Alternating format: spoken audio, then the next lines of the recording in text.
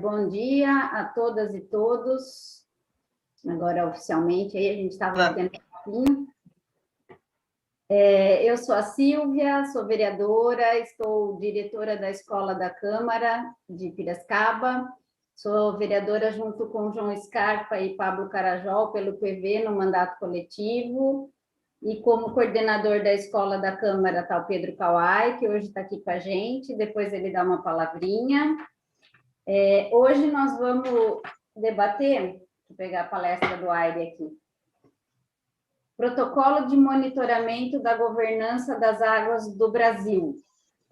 Justo hoje, né, no dia que se comemora o Dia Mundial da Água, né, trazido pela ONU desde 1993, a gente resolveu debater esse tema, tanto de manhã como à tarde. Então, de manhã nós vamos ter o Aire, já apresento ele, e à tarde nós vamos ter o Peixe, os dois falando sobre a água.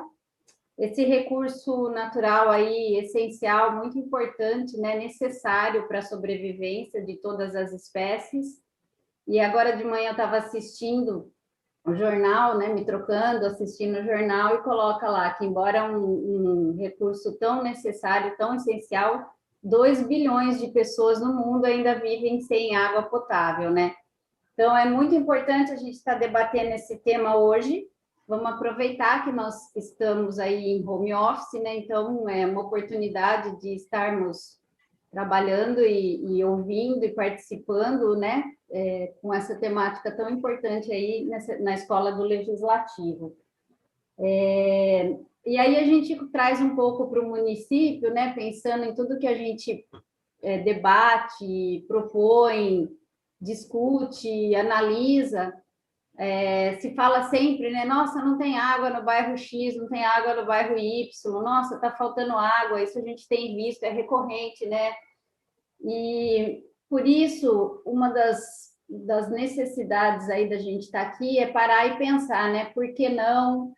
Quais as políticas públicas que devemos adotar nesse sentido? A cidade cresceu de maneira desenfreada, desordenada, tem nascentes sendo soterradas, recebemos aí denúncias diversas, então vamos fazer a nossa parte aqui no município, no local, denunciar, correr atrás e ver o que a gente pode fazer, o que a gente pode aprender com essas duas palestras de hoje. E essa semana ainda tem outra palestra, na quarta-feira, Rios Urbanos e Desenvolvimento Sustentável, das 15 às 17, dia 24/3.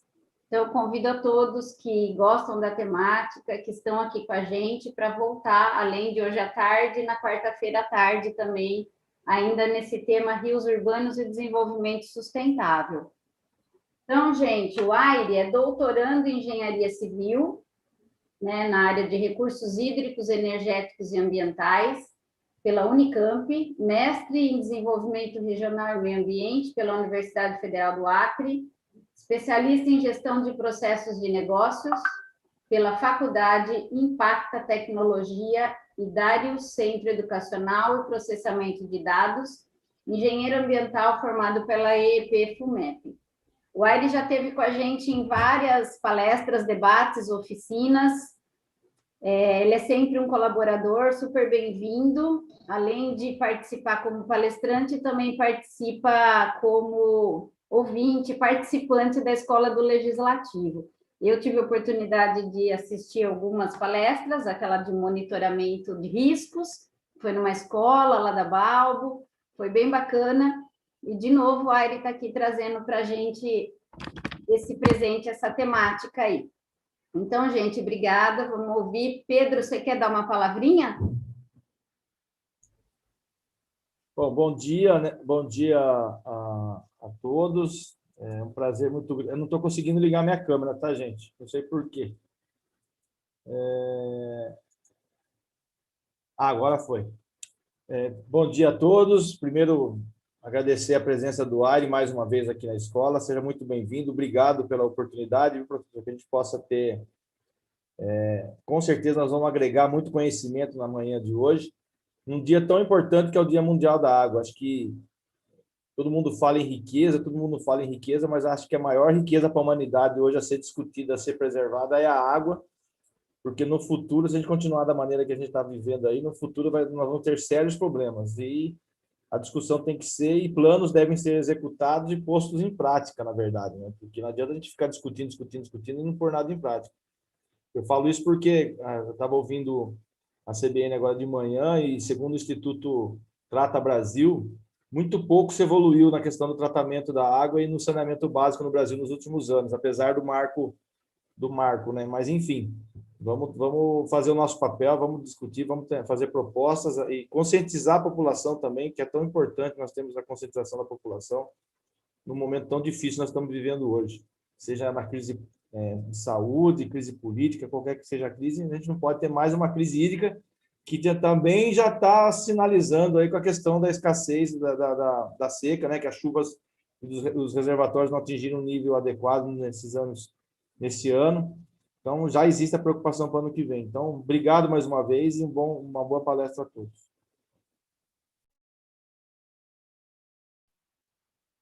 Aire, então, acho que já pode iniciar, né? Ótimo. Obrigado, Silvia, Pedro, Kawai, obrigado aí, Ana, também, né? Pela parceria já de certo tempo. Obrigado pelo convite, pela parceria, oportunidade da gente trocar um pouco informações e aprendermos juntos, né? Então, obrigado a vocês, obrigado ao pessoal que nos assiste aí que se inscreveu no evento e nos assiste pela plataforma Zoom, né? O pessoal também que assiste ao vivo no canal do YouTube da escola. Então, sejam bem-vindos, obrigado. Antes de eu compartilhar a tela com vocês, é lógico que hoje é o Dia Mundial da Água, então não foi à toa, não foi por acaso que a gente propôs essa temática. Então, nós vamos abordar como uma temática geral a governança dos recursos hídricos no Brasil. E, para isso, vamos falar do protocolo de monitoramento para a governança das águas do Brasil. É um protocolo recomendado pelo Observatório da Governança das Águas do Brasil. Tá? Então, o foco da palestra vai ser o protocolo. Tá? Então, lógico que a gente está aproveitando, né, o Dia Mundial da Água para discutir um dos assuntos, ou vários assuntos relativos a essa grande temática, essa temática ampla que é a água. Então, nós vamos falar de governança, especificamente desse protocolo de monitoramento. E por que eu resolvi trazer, além da data, né, eu, como pesquisador voluntário do Observatório, esse Observatório da Governança das Águas, eu vou facilitar aqui, chamar de OGA. Tá? Então, como pesquisador do OGA, surgiu a demanda na Assembleia Anual, que foi em dezembro último, da gente, esse protocolo, nossa ênfase pelo Observatório é divulgá-lo aos organismos de bacias, aos comitês de bacias hidrográficas. São os órgãos aí, digamos, ali ao fórum de discussão, ao parlamento da água, onde são tomadas as decisões para gerenciamento dos recursos hídricos em cada bacia hidrográfica, aqui no caso de Piracicaba, dentro dos comitês PCJ, comitês de bacias hidrográficas, os rios Piracicaba, Capivari e Jundiaí. Então, surgiu uma demanda também lá dentro do observatório, que a gente não deveria, lógico, a ênfase é divulgar para os organismos de bacia, mas que a gente tinha que divulgar também no âmbito municipal. Por quê? Vocês vão ver aí durante a palestra que um dos temas fundamentais é a participação dos diversos atores sociais para a tomada de decisão referente à gestão das águas. E a participação não fala só dos setores usuários e da sociedade civil organizada, mas dos diversos entes federativos, seja a União, depende do tipo de rio, do domínio do rio, seja o Estado e os municípios também. Então, é legal divulgar o protocolo no âmbito municipal também, e a participação dos municípios também é uma temática que tem tudo a ver com governança, e nós vamos entender isso durante a palestra. Então, vou compartilhar aqui a tela com vocês, para a gente já ir direto no conteúdo da palestra.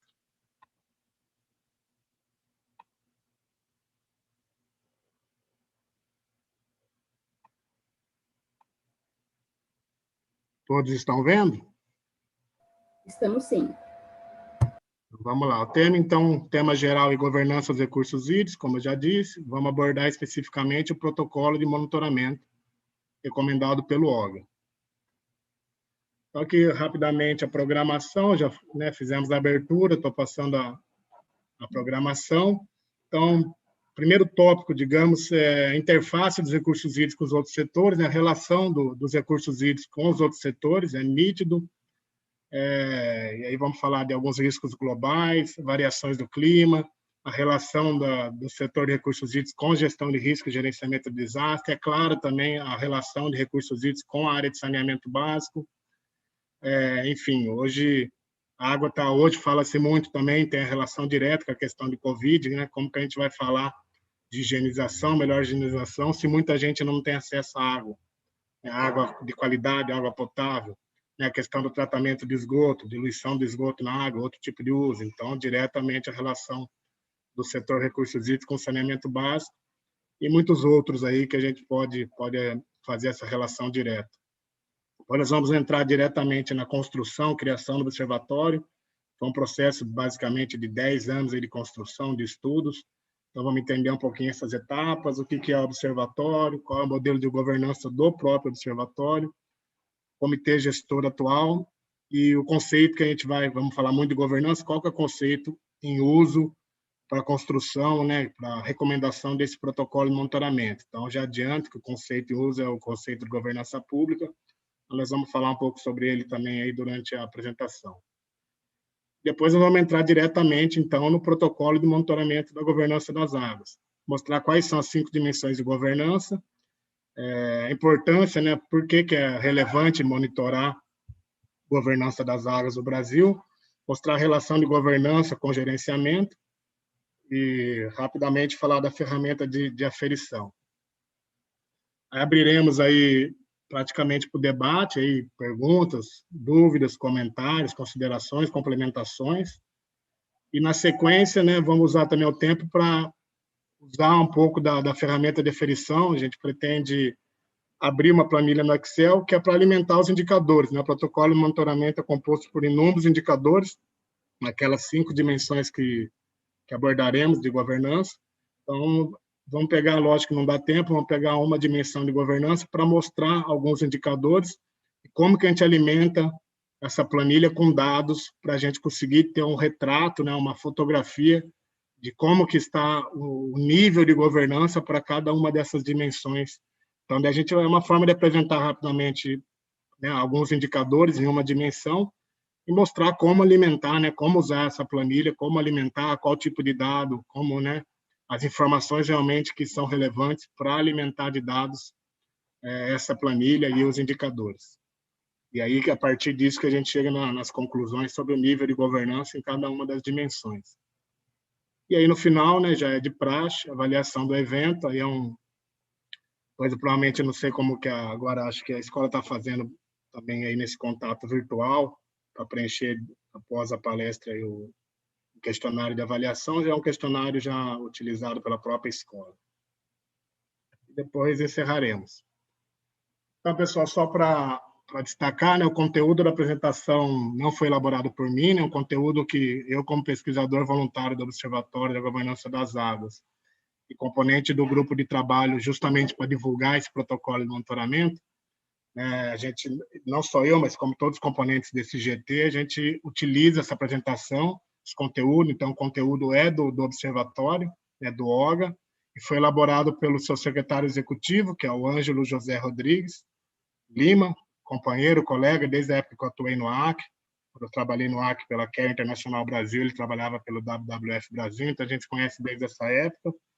Alessandra Morini, professora lá da Federal de Mato Grosso, e José Arimateia Oliveira, é coordenador do Fórum Fluminense de Comitês e Bacias. Então, são os 3 autores aí do conteúdo, mas eu, como pesquisador voluntário e também nessa missão de divulgar o protocolo de monitoramento, a gente vai utilizar sempre essa apresentação como base para a divulgação desse protocolo.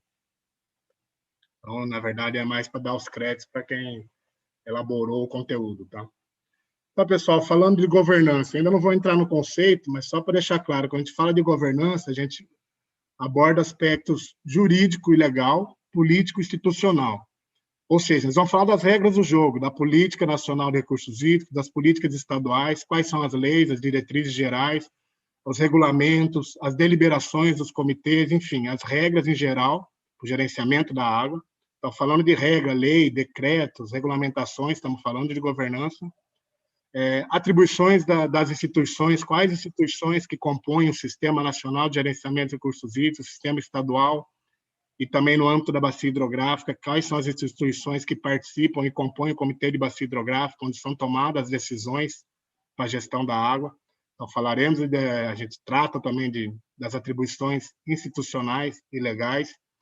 Falamos também principalmente também do processo de tomada de decisão. Então, falou de governança, estamos falando das regras do jogo, né, tanto gerais quanto específicas, estamos falando das instituições, suas atribuições e do processo de tomada de decisão. Então, aspectos jurídicos e legais, políticos e institucionais. Então, basicamente, falando de governança, a gente aborda esses diversos aspectos. Então, abordar a governança é reconhecer que existe um processo político para a tomada de decisão na gestão das águas, no gerenciamento dos recursos hídricos. Não podemos, isso é a base, né? A gente precisa reconhecer que existe um processo político na tomada de decisão. Então, precisamos medir, avaliar e monitorar o que ocorre, né, desse processo político para a tomada de decisão. Aqui mais uma foto ilustrativa, provavelmente de um evento climático extremo que está por ocorrer, né, uma grande tempestade, com muitos raios. É mais uma foto ilustrativa, porque a gente traz essa ilustração. É um relatório anual do Fórum Econômico Mundial, um relatório sobre os principais riscos globais, e pela primeira vez na perspectiva de 10 anos dessa pesquisa, desse relatório publicado pelo Fórum Econômico Mundial, em termos de probabilidade, pela primeira vez, em 10 anos de pesquisa, todos os riscos os principais riscos são ambientais. Então, veja os 5 principais riscos ambientais desse relatório do Fórum Econômico Mundial. Primeiro, eventos climáticos extremos, como ilustrou a foto anterior. Então, seria o quê? Grande período de estiagem, tempestades, inundações, secas, enfim, eles são classificados como eventos climáticos extremos, que geram danos à propriedade, infraestrutura e até perda de vidas. Então, não são só danos econômicos, materiais, mas também, principalmente, de vidas, e não só vidas humanas. Falha na mitigação e adaptação às mudanças climáticas. Então, aqui não vamos abordar a questão direta de mudanças climáticas, mas até gosto de alguns, depende do espaço que a gente está, gosta de falar variações do clima, porque muitas vezes fala mudanças climáticas, o pessoal cai na discussão das causas das mudanças do clima, se são antrópicas, causadas pelo homem, ou se são fenômenos naturais, enfim, aí vira uma polêmica enorme. Mas acho que a principal discussão não é essa, se a origem é do homem, ou se a origem das mudanças climáticas é um fenômeno natural, mas o fato é que variações do clima ocorrem e afetam o desenvolvimento de qualquer região. Então, se a causa é antrópica ou se é natural, vamos aí deixar para os cientistas discutirem, mas o fato é que as variações do clima ocorrem e impactam a vida das populações humanas e das outras espécies e afetam também o planejamento e desenvolvimento regional. Então, reconheçamos que variações do clima ocorrem e estão em andamento. Outro risco identificado nesse relatório são os danos e desastres ambientais causados pelo homem. Então, aí inclui crimes ambientais como derramamento de óleo, tivemos um grande derramamento no Nordeste brasileiro há pouco tempo, contaminação radioativa também. Então, aí, grandes desastres, também falando de grandes desastres, podem ser incluídos também as inundações, os alagamentos, escassez hídrica que vivemos em 2014, 2015 aqui na região. Então, outro risco apontado é a grande perda de biodiversidade e colapso do ecossistema, geralmente ligado a desmatamento, a queimada, a outros tipos de degradação ambiental, poluição, contaminação, enfim. Então, perda de biodiversidade e colapso do ecossistema também é apontado pelo Fórum Econômico Mundial como um dos grandes riscos globais. E, mais uma vez, ali em quinto, desastres naturais graves, mas aí mais questão de terremotos, que podem gerar tsunamis, erupções, né, os vulcões, e outros tipos aí de tempestade. Então, é mais para ilustrar, então, como que hoje, né, fala-se muito, às vezes, que a questão ambiental pode ser moda, é coisa de ecologista, de ambientalista, mas está aí, né, o relatório do Fórum Econômico Mundial apontando como 5 principais riscos globais, né, extrapolam aqui o município, o estado, o país, riscos globais, né, são ligados às questões ambientais. Aqui apresenta um cenário otimista e um cenário pessimista sobre a precipitação, né, sobre a quantidade de chuva no Brasil, né, em 2071 a 2099. Então, são projeções, são modelos climáticos aí, estimativas. Então, por isso que a gente traz um cenário otimista e um cenário pessimista. Claro que a gente sempre torce para o cenário otimista, mas quando falamos em planejamento e desenvolvimento regional, para a gente planejar, a gente precisa se pautar no cenário pessimista. Porque se a gente se prepara para o cenário pessimista, a gente dá conta do cenário otimista. Se a gente se prepara somente para o cenário otimista e vier a ocorrer o cenário pessimista, a gente não está bem preparado e aí vem enormes danos e prejuízos. Então, no cenário otimista, vejam aí no canto esquerdo superior do slide, as precipitações do Brasil. Vejo que a maior parte do Brasil, basicamente ali sudeste, centro-oeste, norte e nordeste, no cenário otimista, a maior parte do Brasil vai ter pouca perda de precipitação anual, né? Ali chegando, vai basicamente no Nordeste, no semiárido ali, onde teria uma maior perda, né? Onde a gente já tem uma situação de escassez hídrica, seria o local, no cenário otimista, onde teria maior perda, apesar dessa perda ser pequena, ali de menos 35 milímetros por ano, menos 45 milímetros por ano. Mas lembrando que esse é o cenário otimista, ou seja, o cenário otimista, onde a gente tem maior dificuldade, né, hídrica, de situação de estresse, de escassez hídrica, o semiárido ali que está incluído, então ali no cenário otimista vai ter uma pequena perda de precipitação anual. E aí no sul, falando no cenário otimista, seria basicamente a única região que teria um pouco de aumento da precipitação anual, de 25 a 35 milímetros a mais de precipitação no ano, lá para entre 2071 e 2099, na região sul do país. Agora, olhando já aqui no canto inferior direito, a gente tem o cenário pessimista, as projeções desses modelos climáticos no cenário pessimista. Aí veja que no cenário pessimista, também boa parte do semiárido brasileiro, lá no Nordeste, vai ser o local que mais perde precipitação anual, chegando até uma perda aí de, basicamente, menos 65, menos 75 milímetros de chuva por ano, ou seja, num local que já tem uma situação de estresse e escassez hídrica, você vier a perder, se vier a se confirmar realmente essas projeções do cenário pessimista, a situação torna-se ainda mais grave, né? E nesse cenário pessimista, continua somente no sul, que pode haver um acréscimo de precipitação anual, apesar de ser um acréscimo menor do que no cenário otimista, mas a região sul teria aí um acréscimo de 15 a 25 milímetros de chuva por ano. Então, só para ver um pouco das projeções aí em relação à questão das variações do clima. Então, lógico, pessoal, são projeções, são dados estatísticos, não significa que isso vai ocorrer, mas são projeções que podem ocorrer. Então, a gente tem que trabalhar com o cenário otimista e pessimista, principalmente no cenário pessimista, não que sejamos pessimistas, mas é aquilo que eu já ressaltei, né? A gente tem que se preparar para o pior, e se não ocorrer o pior, a gente está preparado. Se a gente se prepara somente para o melhor, se ocorrer o pior, não estaremos preparados. Então, aí só apresentar essas projeções, cenários aí para o final do século. E aqui outro estudo da Comissão Pastoral da Terra, CPT, sobre os conflitos pelo uso da água no Brasil. Então, quais são os principais usos da água no Brasil? Uso agrícola, irrigação, uso para produção de energia hidrelétrica, né? Uso para o setor de saneamento, seja para captação de água, seja para diluir esgoto, para lançar esgoto sanitário nos nossos rios. Então, são os principais usos. Tem o uso para abastecimento público, né? Captação de água, uso por comunidades tradicionais, uso para pesca, uso simplesmente para paisagem, para conservação da fauna e flora aquática. Então, existem aí diversos usos da água e conflitos entre esses usos. Então, a gente percebe em relação ao número de conflitos que só diminuiu o número de conflitos de 2010 para 2011. Desde 2011, esse número de conflitos só vem aumentando até 2019.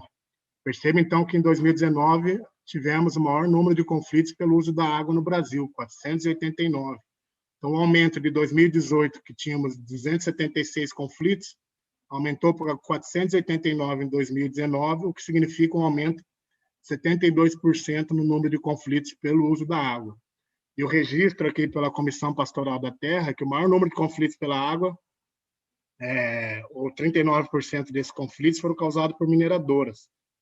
Também a gente dá aí também, com certeza, boa parte dos conflitos também com a implementação de hidrelétricas na Amazônia brasileira também, lembrando aí Belo Monte, complexo do Rio Madeira, lá na bacia do Rio Madeira, Belo Monte, na bacia do Rio Xingu, enfim. E o que é mais grave, 82% também dos conflitos aconteceram em áreas de comunidades tradicionais. Ou seja, né, desrespeitando direitos de populações tradicionais, populações indígenas e outros povos tradicionais, como direito à consulta livre, prévia, informada, direito a eles serem ouvidos, escutados em qualquer ação estatal que venha a influenciar o seu modo de vida, seu modo de produção, né, o seu direito à terra, o seu direito ao uso dos recursos naturais. Isso extrapola a questão Brasil, né, porque o Brasil é signatário de acordos internacionais onde se compromete a respeitar os direitos ao consentimento livre, prévio, informado, o direito à consulta aos povos indígenas e populações tradicionais do Brasil. Seria o acordo que o Brasil assinou, a Convenção 169 da Organização Internacional do Trabalho e Declaração Universal dos Direitos dos Povos Indígenas.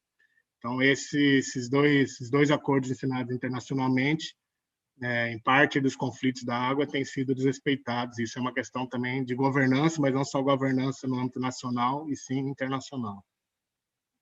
Aí a questão do número aí de envolvidos nesses conflitos pela água, né, número de pessoas envolvidas, a única redução foi de 2018 para 2019, mas percebam também que nos últimos anos a gente percebe, né, até 2018 um grande aumento, uma pequena queda de 2018 para 2019, mas ainda 2019 é o segundo ano dessa análise com o maior número de pessoas envolvidas. Caiu em relação a 2018, mas ainda continua bastante alto. Então, em 2018 foram envolvidas 368.465 pessoas em conflitos pelo uso da água, reduziu 24% em 2019, mas ainda um número bastante significativo de 279.172 pessoas envolvidas, aí, impactadas por conflitos pelo uso dos recursos hídricos. Então, para trazer um pouco aqui para São Paulo, lembrando da escassez aí, da situação de estresse hídrico, a crise hídrica aqui em 2014, e lembrando que a hidrovia do Tietê ficou fechada por 6 meses, o que representou perda de 5.000 empregos diretos, isso aí falando só nos empregos de pessoas que atuavam na hidrovia do Tietê-Paraná. E outros indiretos, além da mobilização de 10.000 caminhões para transportar o que a hidrovia transportava. Então, só para ter um exemplo do impacto, como é uma cadeia, como não impacta apenas um setor, e é um efeito aí em cadeia. É o efeito que a gente chama de efeito cascata. Então, para ter uma ideia, a situação foi tão grave que bancos começaram a reformular sua carteira de investimentos em função da crise hídrica passada. Então, só para ter uma ideia aí de que não é só uma questão ambiental, ela envolve a questão econômica, e isso vai social, cultural, e é o efeito em cascata, né? Efeito em cadeia. Aqui um pouco também da ocorrência de secas no Brasil, dos 5.570 municípios. Vejam que esse dado do IBGE mostra que praticamente metade deles, né, 2.710, tiveram ocorrência de seca no Brasil, ou seja, a questão da estiagem é muito presente no Brasil, então é um dos, né, possíveis eventos climáticos extremos a serem enfrentados com maior intensidade, com maior frequência.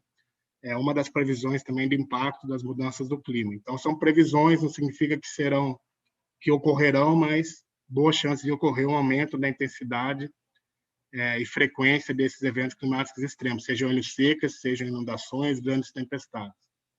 E já aqui no mapa da direita, a ocorrência de alagamentos nos municípios brasileiros. Já em 2013, 990 municípios tiveram alagamentos, do total de 5.570 municípios brasileiros. Já em 2017, caiu um pouco para 654 municípios com ocorrência de alagamentos no Brasil. Ou seja, não é tão grande quanto a ocorrência de secas, mas vejam aí os extremos, né? Um número significativo de municípios atingidos por seca e também um número também relevante de municípios que são atingidos por inundações. Então, aí a relação também das políticas de recursos hídricos com as políticas de proteção e defesa civil, né? Gestão de risco, gerenciamento de desastre. Agora a gente vai diretamente falar das etapas do processo de construção do Observatório das Águas, porque por que falar da construção do Observatório das Águas? Porque isso tem tudo a ver com os estudos, pesquisas e propostas e indicadores para avaliar, para medir, avaliar e monitorar a governança das águas.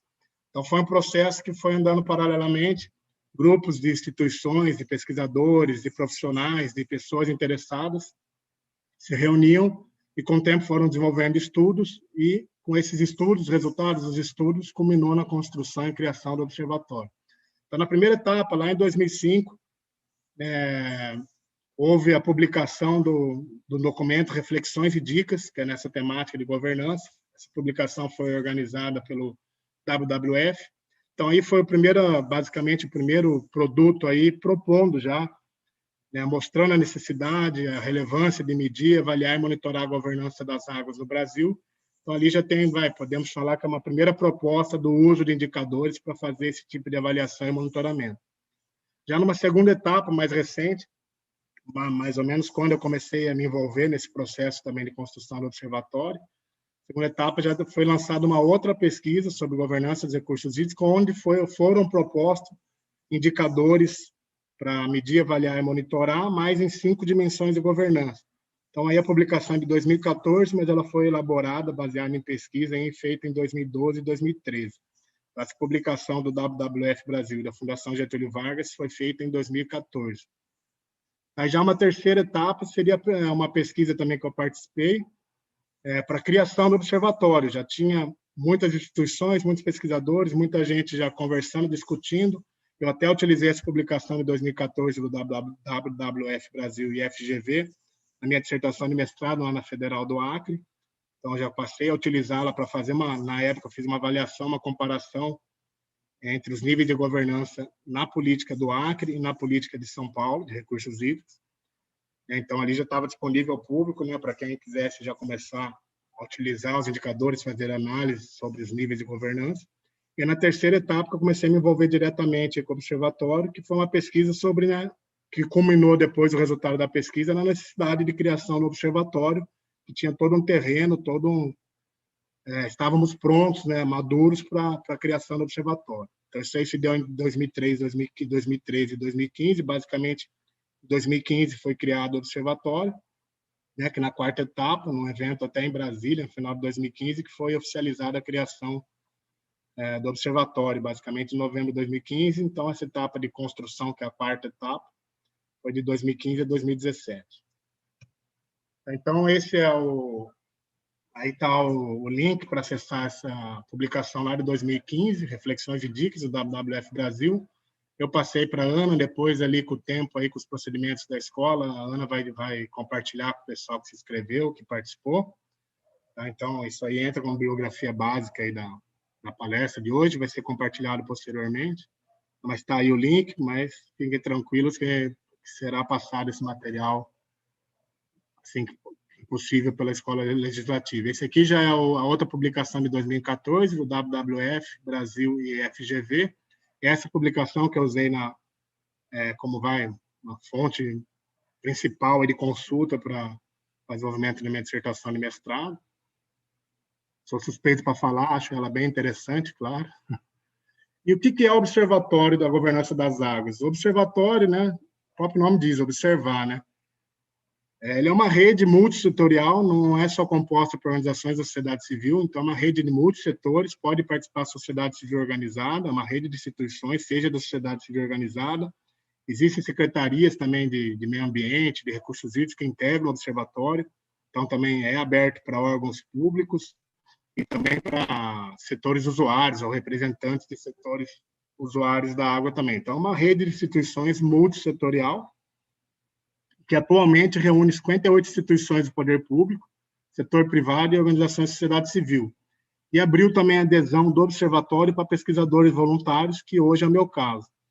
Eu já participei do observatório como representante da SOS Amazônia do Acre, depois da OCIP Equipira 21, Piracicaba Realizando o Futuro, Agenda 21 do município de Piracicaba. Foi até a Pira 21 entra como um das sócios fundadores do observatório, que nessa época de construção eu participava representando a OCIP Pira 21, então consta SOCIP, como uma das sócios fundadores do observatório. Aí eles viram a oportunidade, e como era interessante também, abrir a adesão ao observatório para pesquisadores. Hoje, então, eu participo do observatório como pesquisador voluntário. Então, a principal missão do observatório, o que é? Gerar, sistematizar, analisar e difundir informações das práticas de governança das águas pelos atores e instâncias do Sistema Nacional de Gerenciamento de Recursos Hídricos e outros sistemas, pode ser estadual ou sistema no nível de bacia hidrográfica, por meio do acompanhamento de suas ações. Então, como? Essa é a missão do observatório, mas como e aí embaixo está o link do observatório para quem quiser depois acessar e dar uma viajada lá no site para entrar nos detalhes. Mas como que a gente visa cumprir essa missão? É exatamente pelo protocolo de monitoramento. Então, não é que o OGA, os membros do OGA, vai sair por aí coletando dados para alimentar os indicadores propostos, recomendados no protocolo de monitoramento. Não. A gente está fazendo justamente isso. Nós estamos divulgando aqui hoje no nível municipal, mas, lógico, aberto ao mundo inteiro, é online. Mas hoje a ideia era divulgar no âmbito municipal, mas a gente está agora se articulando e se comunicando com os comitês de bacias para divulgar esse protocolo, a existência do protocolo, os indicadores para os organismos de bacias, para que eles alimentem esses indicadores. Eles criam um grupo, institucionalizem esse monitoramento, percebam a relevância de se monitorar, que boas práticas de governança vão facilitar, vão tornar o gerenciamento dos recursos hídricos mais adequado, mais eficiente. Então, a partir disso, os próprios membros, ou um grupo de trabalho ser criado nos organismos de bacia, eles vão periodicamente alimentar de dados, indicadores e começar a medir, avaliar e monitorar nível de governança. Então, nós vamos apoiar, nós, observatório, né, estão divulgando o protocolo de monitoramento, né, é o resultado de estudos aí de mais de 10 anos, os indicadores. Então, a gente apoia, a nossa função na prática é apoiar os organismos de bacias para que eles passem a monitorar a governança no âmbito da bacia hidrográfica. Então, nós não vamos sair coletando, nós vamos apoiar a coleta dos dados, mas que essa coleta seja feita por esses grupos que têm interesse em institucionalizar esse tipo de monitoramento no âmbito do seu comitê de bacia. Então, aqui são as instituições que compõem o Comitê Gestor do Observatório: Seção Brasileira de Recursos Hídricos, Instituto Democracia e Sustentabilidade, Instituto Portas Abertas, Instituto Rios Brasil, Nosso Vale, a Nossa Vida, lá do Rio de Janeiro, SOS Mata Atlântica, Trata Brasil, até que o Pedro Kawai mencionou aí na abertura, Instituto Trata Brasil, Penetro Conservancy, famosa TMC, WWF. Tá? São os membros do Comitê Gestor. Esse é o modelo de governança, né? Então, governança, a gente fala da estrutura também, né? Como que estão expostos aí numa estrutura as instituições. Então, existem os membros signatários, então aqueles que aderiram, sejam pesquisadores, órgãos públicos, representantes do setor privado ou da sociedade civil organizada. Então, todos compõem uma assembleia em conselho geral. Existe o comitê gestor que a gente acabou de mostrar, e dentro do comitê gestor, o núcleo executivo, composto pela secretaria executiva, um profissional de comunicação e gestão técnica, mas devido também aos recursos atuais, hoje existe uma pessoa remunerada, que é o secretário executivo, mas ainda não conseguimos chegar aí no nível de remunerar um profissional de comunicação e para gestão técnica para apoio do núcleo executivo. Mas basicamente esse é o modelo de... Existem agendas técnicas, os grupos de trabalho, núcleos estaduais e comitês científicos. Os grupos de trabalho são formados conforme a agenda. Então, foi formado recentemente, agora a gente está finalizando o trabalho desse grupo, que é justamente o grupo para divulgar o protocolo de monitoramento. Então, a gente trabalhou junto e agora já o pessoal está preparado para começar a disseminar o protocolo de monitoramento aos comitês e organismos de bacia.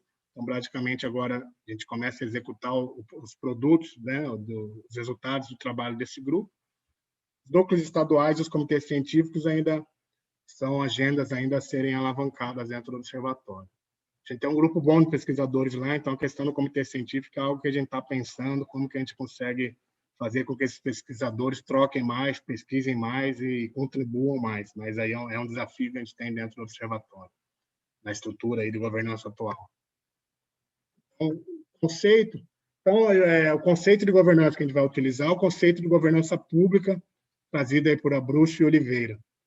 Então, o que eles falam? Que, basicamente, o conceito de governança veio lá da história atrelada às organizações, inicialmente na ótica da governança corporativa, mas também se vinculou ao debate sobre a reforma do Estado e, principalmente, qual que é o papel do Estado na relação com a sociedade e mercado. Então, para resumir, governança envolve tanto a gestão administrativa do Estado, e eu diria até, lógico, a gestão administrativa do Estado, mas essencialmente a capacidade do Estado em articular e mobilizar os atores, sejam eles estatais e sociais, para resolver os dilemas de ação coletiva, né? Ou seja, o interesse público. Então, além da gestão administrativa do Estado, mas qual a capacidade que esse Estado tem de se articular, de se comunicar e mobilizar os atores, os próprios atores estatais e outros atores sociais relevantes. Então, a governança pública, ela procura compatibilizar os critérios de democratização com os de busca de melhor desempenho das políticas, acreditando, então, esse conceito de governança pública utilizado na criação, na proposta dos indicadores de governança dos recursos hídricos, acredita que o Estado tem o papel de liderar o processo de resolução dos problemas coletivos, né? Garantir o interesse público, mas que esse processo de liderança deve ser executado a partir da interação da sociedade, com os diversos entes federativos, com os diversos órgãos públicos, com os setores usuários dos recursos hídricos e também com a sociedade civil. Então, liderar o processo, mas incluindo esses diversos atores da sociedade nessa liderança. As 5 dimensões de governança que o protocolo de monitoramento traz são essas: ambiente institucional, onde a gente avalia basicamente a qualidade da legislação e sua efetividade, também, né, os processos regulatórios. Outra dimensão, capacidade estatal, então quais os recursos são disponíveis aos órgãos do Estado, aos órgãos governamentais, para que eles possam fazer uma gestão adequada dos recursos hídricos. Então, aí nós vamos analisar recursos, não só recursos financeiros, mas recursos humanos também. Tem uma dimensão de governança específica sobre os instrumentos de gestão de recursos hídricos, lembrando, 5 instrumentos de gestão de recursos hídricos, não vamos conseguir abordar hoje, mas são os planos de recursos hídricos, a cobrança pelo uso da água, né?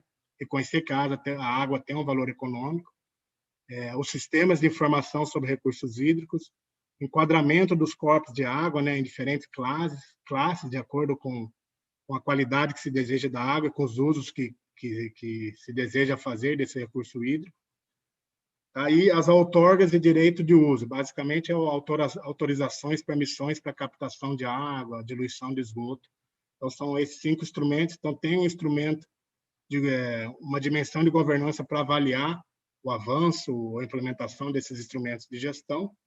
Temos uma dimensão de governança chamada relações intergovernamentais, então, aí, os fóruns dos entes federativos, como que a autonomia dos entes, como que se dá a cooperação e coordenação entre os diferentes entes federativos e também entre os diferentes órgãos federais, estaduais, enfim, depende aí de qual gestão que estamos falando.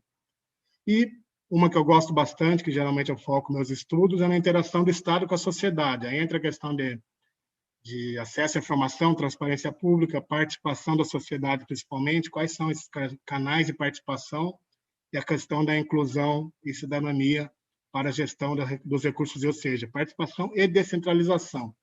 A descentralização da gestão dos recursos hídricos, a tomada de decisão no âmbito da bacia hidrográfica é um princípio, é um fundamento das políticas de recursos hídricos. Então, essa interação do Estado e sociedade visa também um pouco desse fundamento. Questão de participação e descentralização na gestão dos recursos hídricos. Descentralização da gestão, do federal para o estadual, para o municipal, e para que a tomada de decisão ocorra no âmbito da bacia hidrográfica, no âmbito dos comitês de bacia hidrográfica. Então, pessoal, por que ali apresentar um pouco da relevância, né? Porque é importante monitorar a governança dos recursos hídricos. Então, antes de mostrar a importância, mostrar que a complexidade do sistema, lembra, falando de governança, a gente vai estar falando do sistema nacional, ou estadual, ou no âmbito de comitê de bacia. Então, veja, no âmbito nacional, os órgãos envolvidos na formulação da política. Você tem como organismo colegiado no âmbito nacional, o Conselho Nacional de Recursos Hídricos.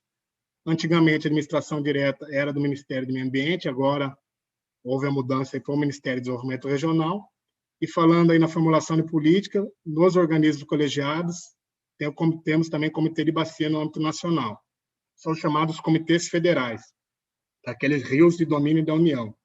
Que é um rio de domínio da União? Aquele rio que tem suas nascentes no estado e sua foz no outro estado. O Rio Piracicaba é um exemplo. Por isso que nós temos os comitês dos rios Piracicaba, Capivari e Jundiaí, que o Rio Piracicaba tem suas nascentes em Minas. Então, nós temos o comitê estadual, né, PCJ, e temos o comitê federal, justamente por causa do Rio Piracicaba, que tem suas nascentes lá em Minas, no sul de Minas. Então, nós temos aqui, então, rios de domínio do Estado e rio de domínio da União. Então, nós temos 2 comitês PCJ, comitê estadual e federal. Tá? Então, outro exemplo de comitê federal de bacia hidrográfica, comitê do Rio São Francisco, comitê do Rio Paraíba do Sul, aqui no Vale do Paraíba, né, que também passa por Minas Gerais e Rio de Janeiro. Então, aí, comitês federais são esses rios onde envolve rios de domínio da União. Tá? E aí, no caso ainda nacional, né, no âmbito nacional, a implementação dos instrumentos da política de recursos hídricos, quem tem poder outorgante? For um rio de domínio da União, é a própria Agência Nacional de Água que libera as outorgas, que autoriza as outorgas de direito de uso pela água. Tá? Só que ela pode conceder também esse direito, né, essa autorização, entre aspas, também para um órgão estadual, que no caso aqui de São Paulo é o DAE, Departamento de Água e Energia Elétrica. E a entidade de bacia, ela só é implementada quando se institui a cobrança pelo uso da água na bacia, no comitê de bacia. Então, nosso comitê de bacia tem cobrança pelo uso da água, tem agência de águas dos comitês da agência de águas das bacias PCJ. Então, temos a entidade da bacia, mas só existe entidade de bacia onde tem cobrança pelo uso da água implementada. Então, isso aí falamos, então, esse é o sistema no âmbito nacional. No âmbito estadual, quem formula a política são os organismos colegiados, seja o Comitê Estadual de Recursos Hídricos e o Comitê de Bacia. Aqui no estado de São Paulo, né, o estado todo é coberto por Comitê de Bacia, né, mas é uma realidade muito diferente do norte do país, por exemplo, onde tem pouquíssimos comitês de bacias, e no Nordeste também ainda tem alguns, mas ainda são poucos. A administração direta no âmbito estadual, a Secretaria de Estado, que no nosso caso, a Secretaria Estadual de Recursos Hídricos, Saneamento, né, sempre alguma secretaria ligada à Secretaria de Meio Ambiente, e a implementação dos instrumentos para entidades estaduais. Está aqui no nosso caso, o poder outorgante aqui na bacia do Rio PCJ, né, Piracicaba, Capivari e Jundiaí, é o DAE, como eu já disse, Departamento de Água e Energia Elétrica. E aqui a gente tem uma agência de bacia também, no âmbito do Comitê PCJ. Então, nossa agência de bacia, como os comitês são federal e estadual, nossa agência também acaba fazendo um pouco aí do estadual e federal também. Então, veja que o sistema nacional e os sistemas estaduais, eles são sistemas complexos e ousados, assentados na necessidade de intensa articulação e ação coordenada entre as diferentes esferas, atores e políticas para a efetiva implementação. Portanto, fica claro que a governança é um elemento essencial, extremamente relevante desse sistema. A governança vai ver as atribuições de todos esses órgãos, as deliberações, as relações entre eles são coordenadas, existe cooperação, recursos disponíveis. Então, aí começa a ficar claro, diante dessa complexidade, como é importante a gente entender como está a governança hoje para a implementação do gerenciamento dos recursos hídricos. Então, a governança antecede, ela prepara o gerenciamento, ela vem antes, ela antecede e dá boas condições para o gerenciamento adequado dos recursos hídricos. Se a governança já não é boa, se não existem boas práticas de governança, os desafios para o gerenciamento são enormes. Aqui, só para ter ideia, o número de comitês estaduais criados aí por ano, a gente teve ali bastante criação em 2016, né, 19 comitês criados, ali em 91 também 19 comitês criados, aí são comitês estaduais, tá? São só 9 comitês federais no Brasil, e os demais são estaduais. Então, só para ter aí alguns exemplos, só como curiosidade, é o número de comitês estaduais criados aí no decorrer dos anos, desde 88. Aí aqui esse mapa também mostra a distribuição dos comitês de bacias pelo país, né? Então, dados aí do relatório Conjuntura dos Recursos Hídricos do Brasil, é um relatório bem interessante para essa área de gerenciamento de recursos hídricos, é um relatório da Agência Nacional de Águas. Então, diz que em 2016 o Brasil contava com 223 comitês de bacias. Aí, sendo 9 comitês de rios de domínio da União, ou seja, 9 comitês federais, comitês PCJ, São Francisco, do Paraíba do Sul, né, do Rio Parnaíba, lá no Nordeste também, enfim. 9 comitês federais e menos aí de 223 comitês estaduais, sendo 5 comitês de bacias no norte do país. Então, vejam que onde a gente tem 68% da água doce disponível, temos somente 5 comitês de bacias. Claro que ali tem bem menos conflitos pelo uso da água, tem muito mais água disponível. Então, lógico que menos conflitos pelo uso da água, menos necessidade do Parlamento da Água para discutir os conflitos e tomar decisões estratégicas. Então, são 5 comitês da região norte, 50 comitês de bacias no Nordeste brasileiro, onde temos 3% da disponibilidade de água, 77 comitês de bacias, aqui onde temos 6% de água doce, aqui no Sudeste. Então, vejam, né, no Sudeste, onde temos mais comitês, claro, onde está a maior parte da população, onde existem bastante conflito pelo recurso da água, né, pouca água disponível, mas muita gente necessitando dos usos dos recursos. Então, foi onde avançou primeiro, aí, tanto no Sudeste como no Ceará também avançou, foram os primeiros locais a avançar com política de recursos hídricos, justamente pela existência de conflitos e necessidade de negociar, de gerenciar esses conflitos. Então, que culminaram na criação também dos comitês. Então, já no sul do país, são 53 comitês de bacias, onde corresponde à disponibilidade de 7% da água doce do Brasil. E no centro-oeste, 19 comitês de bacias, área que corresponde a 16% de água doce disponível no Brasil. Então, aí também, mais como curiosidade, como que estão espalhados aí os comitês de bacia, esse órgão extremamente relevante para a tomada de decisão sobre a gestão das águas e para a descentralização da gestão, para que a gestão não fique centralizada nos órgãos federais e estaduais. Então, as decisões acabam sendo descentralizadas, né? A política se torna centralizada a partir dos comitês de bacias. Claro que existem outros fatores, né? Não adianta criar um comitê de bacia ou 50% mais um de órgãos públicos, por exemplo, né? Que aí a decisão continua centrada no poder público. Então, a composição também desses comitês de bacia também é fundamental para a gente avaliar essa questão da descentralização da gestão no processo de tomada de decisão. Mas aí é os indicadores de governança que vão estar mostrando, fazendo esse tipo de medição, de avaliação. O número de membros aí dos comitês de bacias, vejam que onde temos mais membros de comitês no estado de Minas Gerais, 2.120 membros de comitês, depois vem São Paulo, 1.694, seguido aí pelo Ceará, 1.263. O Ceará tem um esquema bem interessante, próprio de gestão de água, com suas comissões voltadas aos açudes, então é bem interessante a experiência do Ceará também. Depois vem aí 1.072 membros de comitês no Rio Grande do Sul, 718 no Paraná, 677 em Santa Catarina, 612 no Rio de Janeiro, são os estados aí com mais membros. Pulei a Bahia, né? Bahia, 769 membros. Tem mais membros do que no Paraná. Então, são os principais estados aí com membros. Vejam que o Acre não aparece, porque ainda não tem comitê de bacia. O Acre ainda não conseguiu institucionalizar um organismo de bacia, né? Criar um comitê por decreto estadual.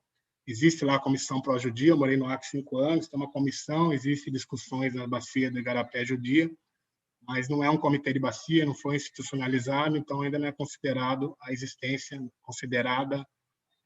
no comitê de bacia no estado. Então, o Acre não tem, Roraima não tem, Rondônia não tem. Agora, né, lógico, com esses dados aí daquele relatório da conjuntura dos recursos hídricos, se não me engano, 2016, 2017. Talvez, também possa estar enganado, mas acho que recentemente Rondônia criou um comitê. Mas não vou afirmar aqui para não cometer algum equívoco. Mas são realidades diferentes, né? O norte do país, né? A própria dimensão das bacias hidrográficas, elas são enormes. Então, para você reunir os diferentes setores da sociedade, é muito mais complicado. Lá o número de conflitos pelo uso da água são menores. Agora, com a questão das hidrelétricas da Amazônia, né? Acirrou esses conflitos, enfim. São realidades diferentes aqui do Sudeste, do Centro-Oeste, do Nordeste e no Sul. Então, como né, aí é um pouco não é diferença, né, mas como que a governança, como a gestão complementa a governança. Né? A governança é a parte mais estratégica de gestão estatal, administrativa, com articulação e coordenação dos setores da sociedade. Então, a governança traz as estratégias para a gestão a gente entra naquele ciclo PDCA, planejar, executar, controlar, avaliar, para depois agir corrigindo os rumos a partir da avaliação do controle feito. Então, essa é a relação entre governança. A governança, ela prepara a gestão, ela dá boas condições para uma gestão adequada. Tá? Então, a governança, ela antecede a gestão.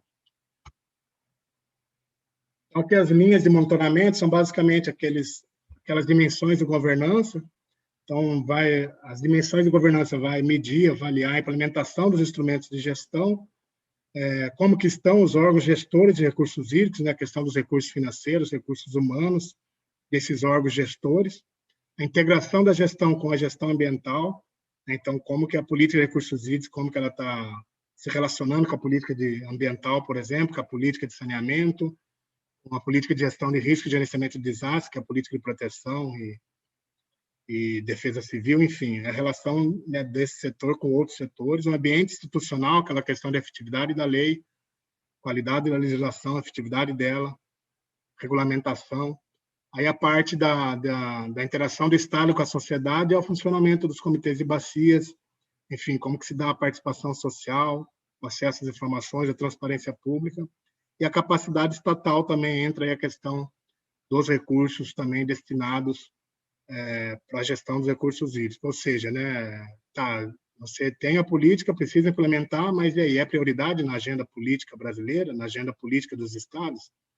Então, isso a gente avalia na capacidade estatal. Né? Se é prioridade, existem recursos destinados no PPA, plano plurianual, tem recurso carimbado para isso ou não? Então, esse tipo de informação é avaliado nessa dimensão de capacidade estatal.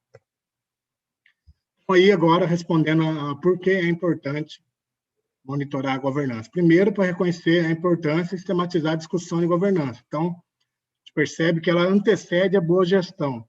Então, se a gente não sabe como estão os órgãos estatais, qual que é a capacidade deles, como que a participação da sociedade se dá na gestão da água, quais são os recursos prioritários para a implementação da política. Se a gente não sabe, né, como que está isso, como que a gente vai atacar os problemas, identificar as principais lacunas, os principais desafios, os principais problemas. Então, o primeiro passo, né, porque é importante, é entender como que está a governança dos recursos hídricos hoje. Ninguém avalia e monitora a governança dos recursos hídricos no Brasil, nenhum comitê, nenhum órgão estadual. Então, que geralmente alguns dos comitês mais avançados, no estado mais avançado, eles avaliam e monitoram a gestão, que são aqueles relatórios de situação dos recursos hídricos. Mas isso só nos estados e nos comitês mais avançados. Então, nós não temos uma cultura de avaliação e monitoramento, não só na questão da água, mas em geral no Brasil. Então, você imagina se a gente não tem a cultura, são só os mais avançados que avaliam e monitoram a gestão das águas. Então, hoje não tem avaliação e monitoramento da governança. Então, o primeiro passo da importância de monitorar a governança é a gente saber como que está a governança hoje, já que ela não é avaliada e muito menos monitorada. Então, esse é o primeiro ponto importante, a gente tirar um retrato, tirar uma foto de quais níveis de governança estamos hoje. Segundo, né, a partir desse retrato, da aplicação dos indicadores para medir governança, a gente vai conseguir identificar as principais lacunas no que tange a esse assunto de governança. A partir da identificação das lacunas, lógico, não vai ter recurso, né, quase sempre não vai ter recurso para a gente atacar todos os problemas de uma vez. Então, a partir de identificar as principais lacunas, vem a parte de priorização. Quais lacunas serão enfrentadas primeiramente? Como que prioriza os recursos para que a gente venha, com o passar do tempo, aprimorar a governança. E aí vai ficar claro também, quando a gente trabalha com os comitês, a partir da melhoria do nível de governança, amplia os resultados da gestão dos recursos hídricos. Como a gente disse, governança antecede a gestão, ela dá boas condições, ela prepara o terreno aí, ela prepara para bons resultados de gestão. Então, quando você ataca as lacunas de governança, melhora os índices de governança, você vai acabar melhorando automaticamente, consequentemente, a gestão das águas. E, assim, alcançar, cumprir com as atribuições e, principalmente, atingir os objetivos da política de recursos hídricos, que tem toda aquela complexidade dos seus sistemas de gerenciamento.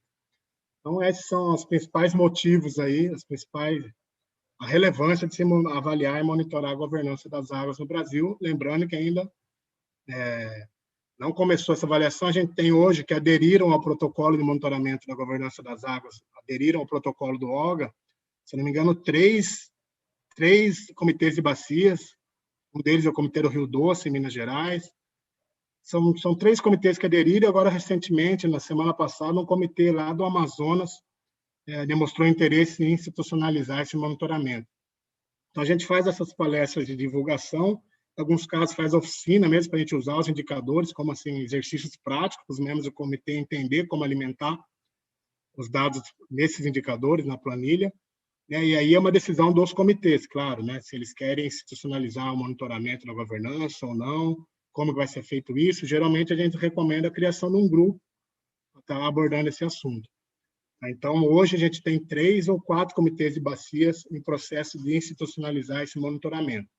Estou articulando, no momento, com o Comitê SPCJ, uma apresentação do protocolo de monitoramento aos comitês SPCJ, mas, infelizmente, o comitê está passando um processo de luto, né, pelo falecimento de um grande professor da EP, foi meu professor, e também do secretário executivo dos comitês, uma grande figura na gestão das águas no Brasil.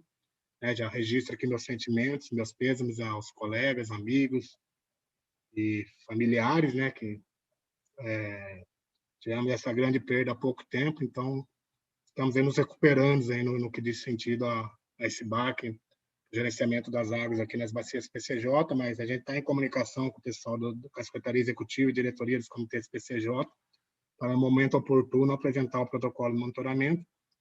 Também estou fazendo essa articulação para apresentar aqui no estado de São Paulo para os comitês de bacia do Tietê, Jacaré, que aqui é a região aqui de Brotas, São Carlos, Araraquara, enfim. Também para o comitê de bacia do Tietê, Batalha, que já é mais aquela região lá mais central de Bauru.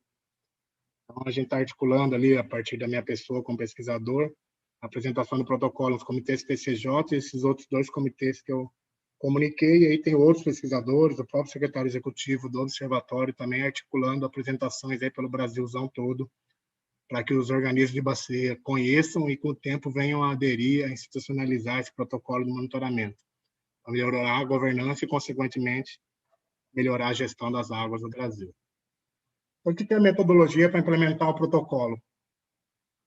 Então, o primeiro passo é isso, né? A gente apresenta aos organismos de bacia, né, aos comitês, e a decisão é livre de cada comitê, e a partir do momento que eles percebam a relevância de se monitorar a governança, eles podem, né, tomar a decisão de aderir. Então, essa adesão é feita por meio da assinatura de um termo de adesão ao protocolo, isso junto ao Observatório da Governança. Aderiu, o comitê vai formar um grupo de trabalho, um grupo pequeno dos principais interessados, que vão estar cuidando de alimentar os dados da planilha, para conseguir ter um retrato da governança daquele comitê de bacia. Então, é um grupo que vai cuidar da coleta de dados para alimentar os indicadores propostos no protocolo de monitoramento. Aí, uma reunião de alinhamento, grupo de trabalho, lembrando que é legal que seja feito de forma coletiva, né? Não que pegue um membro o secretário executivo, não, mas a secretária da Secretaria Executiva coleta os dados. Não, a coleta dos dados tem que ser em grupo, porque vai ter uma hora que vai avaliar consenso. Então, tem uma forma para a gente vai ver isso depois na planilha. Aplicação do protocolo dos indicadores, então, né, você vai alinhar o grupo de trabalho, e esse grupo vai estar trabalhando na alimentação da planilha com as informações que os indicadores apontam para serem coletadas. E aí, a partir da alimentação dos indicadores, esse próprio grupo avalia, terá um retrato ali da governança no organismo de bacia, e a partir desse retrato eles vão identificar as principais lacunas e propor um plano de ação para a melhoria desses níveis de governança apresentados nos indicadores. Lógico que vai focar um plano de ação, não vai ter recurso para melhorar tudo de uma vez, mas vai focar onde os indicadores tiveram baixa performance. Basicamente, isso é uma metodologia para a implementação do protocolo nos organismos de bacia. Onde não tem organismo de bacia, a gente pode trabalhar no nível estadual. Então, quando eu fazia algumas pesquisas no Acre, eu sempre abordava de forma estadual, já que não tinha comitê de bacia ainda implementado. Então, quando não tem organismo de bacia, você pode trabalhar no nível estadual, trabalhar com a Secretaria de Meio Ambiente, com o Conselho Estadual do Meio Ambiente, ou com o Conselho Estadual de Recursos Hídricos, onde estiver. Então, basicamente, o ciclo da análise da governança começa com a coleta dos indicadores, análise pela coleta, repito, reforço, que o ideal é que seja feito por um grupo que participe dos comitês, que participe dos organismos de bacia, que tenha familiaridade com os temas, para identificar posteriormente as lacunas de governança e priorizar ações para aprimoramento dessa performance. E, né, para aprimorar as performances, elabora essa proposta para aperfeiçoar a governança e execução, que é basicamente o plano de ação. Então, esse é o ciclo de análise de governança. O ciclo de gerenciamento é aquele famoso já o PDCA, planejar, fazer, executar, né? Checar, avaliar, e aí agir corrigindo rumos a partir da checagem, da avaliação feita. Então, esse é mais voltado ao ciclo do gerenciamento. Vou passar. Pessoal, assim, eu não estou olhando aqui o horário, mas acho que já estou em cima também do tempo.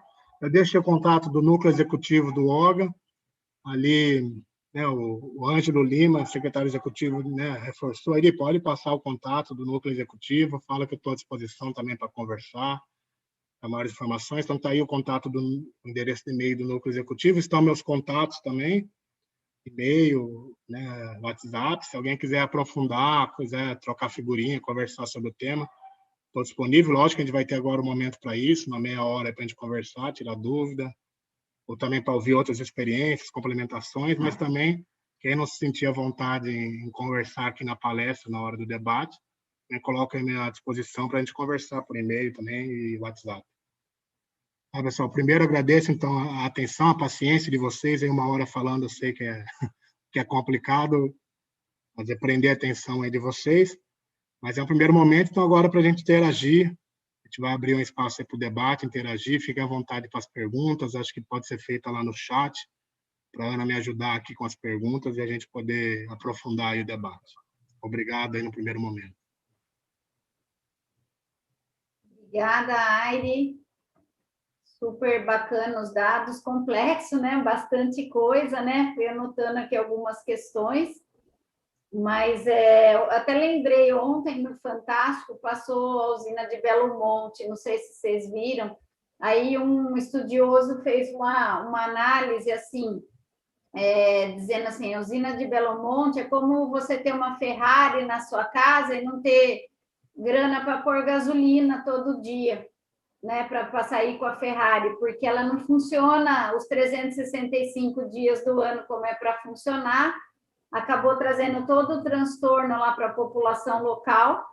Então, isso tudo, né, tem que ser muito bem estudado nessas usinas hidrelétricas e outras questões. Mas quando você falou, eu me lembrei, porque ontem ainda acabou passando essa matéria do Belo Monte no Fantástico, talvez alguns aqui tenham visto. Enfim, tem alguma questão no YouTube, Ana?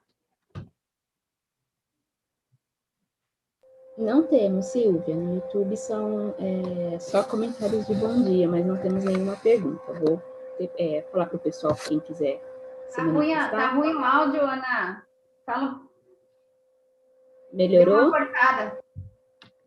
Melhorou, Silvia? Melhorou. Tá, não temos perguntas por enquanto. Eu vou colocar no chat do YouTube para quem quiser se manifestar. E aqui no Zoom também as pessoas podem ligar o áudio, se for mais fácil. Fiquem à vontade.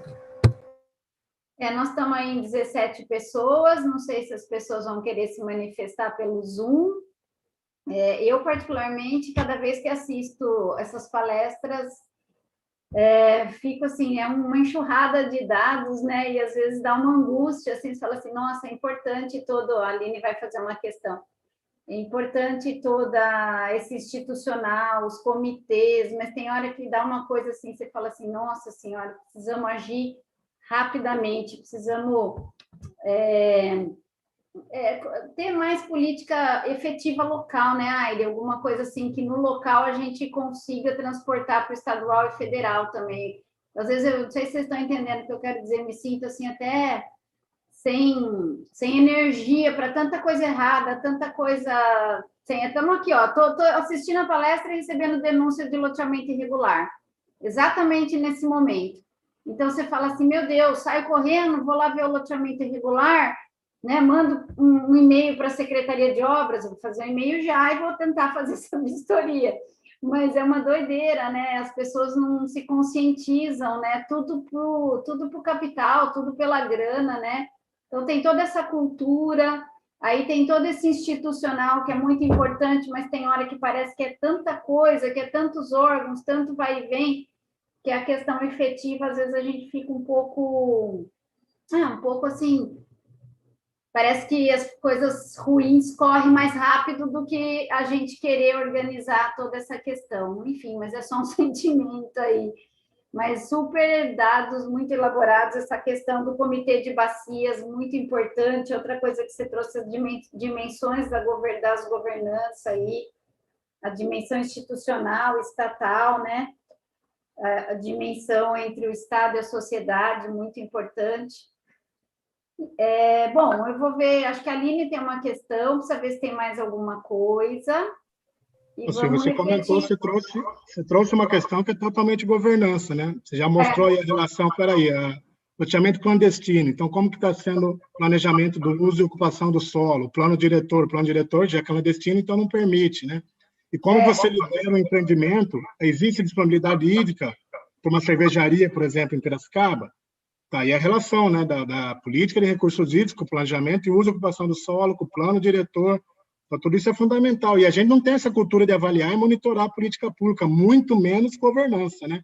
Então, são essas tomadas de decisões e esses processos de tomada de decisões que a gente não tem o costume de olhar para eles, né? Então, tem hora que eu sinto assim... um exemplo do total de governança. A gente está perdendo o pé, sabe?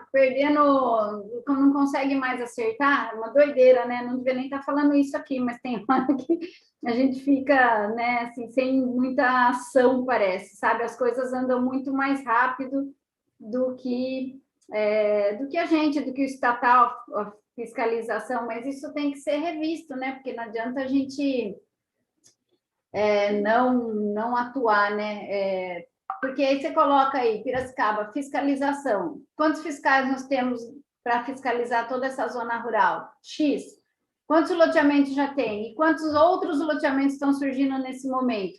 Né? O loteamento irregular, ele vai usar água, ele deve estar na área de manancial. Né? A maioria já está na área de manancial, porque daí os próprios loteadores irregulares já pegam ali e faz o poço ali mesmo. É muito maluco isso tudo, né?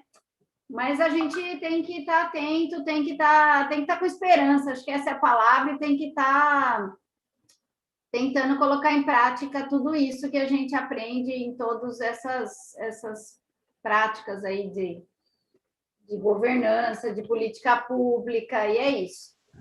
Mas a Aline fez uma questão, você lê, Aire? Você quer que eu leia? Se quiser, eu posso ler também. Você lê, Ana? Vamos lá. A Aline gostaria de saber um pouco mais sobre o marco do saneamento. Ela disse que há muitas cidades que não possuem o sistema de coleta e o tratamento é muito ineficiente. Quais as medidas mais eficazes a nível de poder público para melhorar essa questão? Quando ela fala ali coleta, tratamento, está falando de água, ou porque a política de saneamento ela é bem ampla, né? A gente fala ali da captação de água, esgotamento sanitário, fala de resíduos sólidos e fala também de drenagem urbana ou drenagem rural. Não sei se ela quis falar da captação de água, está falando da coleta de lixo, mas enfim, a questão a política aí também governança, né? Acabou, é um marco legal de saneamento, é uma nova lei, né? E, basicamente, assim, com bastante mudança em relação à Política Nacional de Saneamento Básico lá de 2007, né? Então, assim, você tem, no mínimo, dois lados, mas são vários lados, né? Tem muita gente que vê com muito bons olhos aquele pessoal que trabalha, que enxerga nas empresas de saneamento uma empresa de economia, de lucro. Então, para esses, sensacional. A política, o novo marco do saneamento é sensacional, né? Você acaba tirando... Antigamente, você tinha uma visão mais que as empresas de saneamento eram uma empresa de saneamento, realmente era uma empresa de saúde pública, né? Pela questão do tratamento de esgoto, captação, né? Distribuir água limpa à população, enfim. E a gente percebe que começa a ter um viés mais econômico, né? Que essas empresas precisam ter lucro para ter uma maior capacidade de investimento e, assim, com maior capacidade de investimento, aumentar os índices de de esgotamento sanitário, de coleta de água. Mas, assim, lógico, é importantíssimo você ter investimento, né? Assimilar a concorrência é fundamental, mas, assim, fazendo aqui, né, uma análise crua, a gente precisa pegar o novo marco, detalhar bem, é bem complexo também, e ponto a ponto, mas de forma bem genérica, talvez estimule bastante locais onde a dificuldade não seja tão grande, né? Você consiga, talvez para as médias e grandes cidades, vai dar um up aí, vai dar um grau, vai aumentar a capacidade de investimento por essas empresas, né? Agora, onde onde já tem grandes problemas de acesso à água, de baixíssimos índices de coleta, até às vezes nem de tratamento, de esgotamento, mas de coleta, onde tem baixos índices, municípios pequenos, população rural, basicamente, que empresa que vai investir no saneamento rural, por exemplo? É onde você tem, né, o custo é muito maior, aí você vê a questão da universalização do saneamento. Então, assim, por um lado, para a capacidade de investimento em locais, né, cidades, digamos, ali de médio porte, grande porte, realmente me parece que é interessante, que vai, né, incentivar maiores investimentos pelas empresas. Agora, a questão de universalização, né, a água como direito universal, acesso à água como direito universal, talvez ali as regiões com maiores dificuldades para aumentar o índice de esgotamento sanitário e captar água, né? Talvez essas regiões não recebam esse aporte de recursos, não recebam esses investimentos necessários. Então, aquilo que eu falei, né? A gente tem vários lados, no mínimo 2 lados aí, né? O positivo e o negativo, mas na verdade a gente tem vários lados para serem observados. Então, basicamente, em geral é isso. É um assunto bem complexo, a gente teria que aprofundar bem mais, mas eu vejo por um lado, né? Você tem pode ter um aporte de recursos, de investimentos, mas em locais que assim, não é nos locais que tem os piores índices, né? Mas que são locais também que precisam de saneamento. Então, por esse lado é bom, mas por outro lado da universalização, que são princípios básicos também assumidos pelo Brasil perante o mundo, né? Também daquela de atender os mais vulneráveis, universalização do sistema de saneamento, para esse ponto eu acho que não é tão positivo assim. Aí temos uma outra pergunta da Vitória. Ela agradece, né, a apresentação e ela fala que trabalha na construção e implementação do Plano Estratégico de Monitoramento e Avaliação do Lixo no Mar para o estado de São Paulo. Ela diz: sei o quanto é complexo coordenar essa governança. Parabéns pelo trabalho.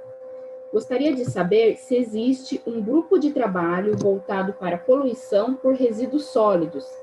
Propostas de indicadores sobre lixo nos rios estão inclusos no nosso plano e colaborações seriam muito bem-vindas para a formulação e alimentação dos indicadores.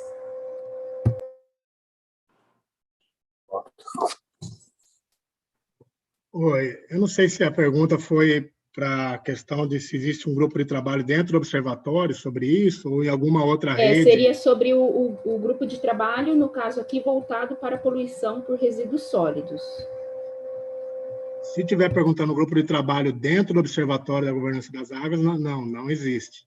Mas eu não sei se ela quis perguntar também um grupo de trabalho dentro de uma outra instância, dentro de um outro observatório, de uma outra rede de instituições, mas falando diretamente do Observatório da Governança das Águas, realmente não existe, não. E agora, na questão do lixo, eu sei que tem vários acordos setoriais, né? Por exemplo, tem acordo setorial para a destinação das embalagens, várias que tem a ver, são os acordos setoriais que tem muito a ver com campanha de advocacy. Aí, geralmente, eu trabalho num projeto de aprimoramento da logística reversa de embalagens de longa vida.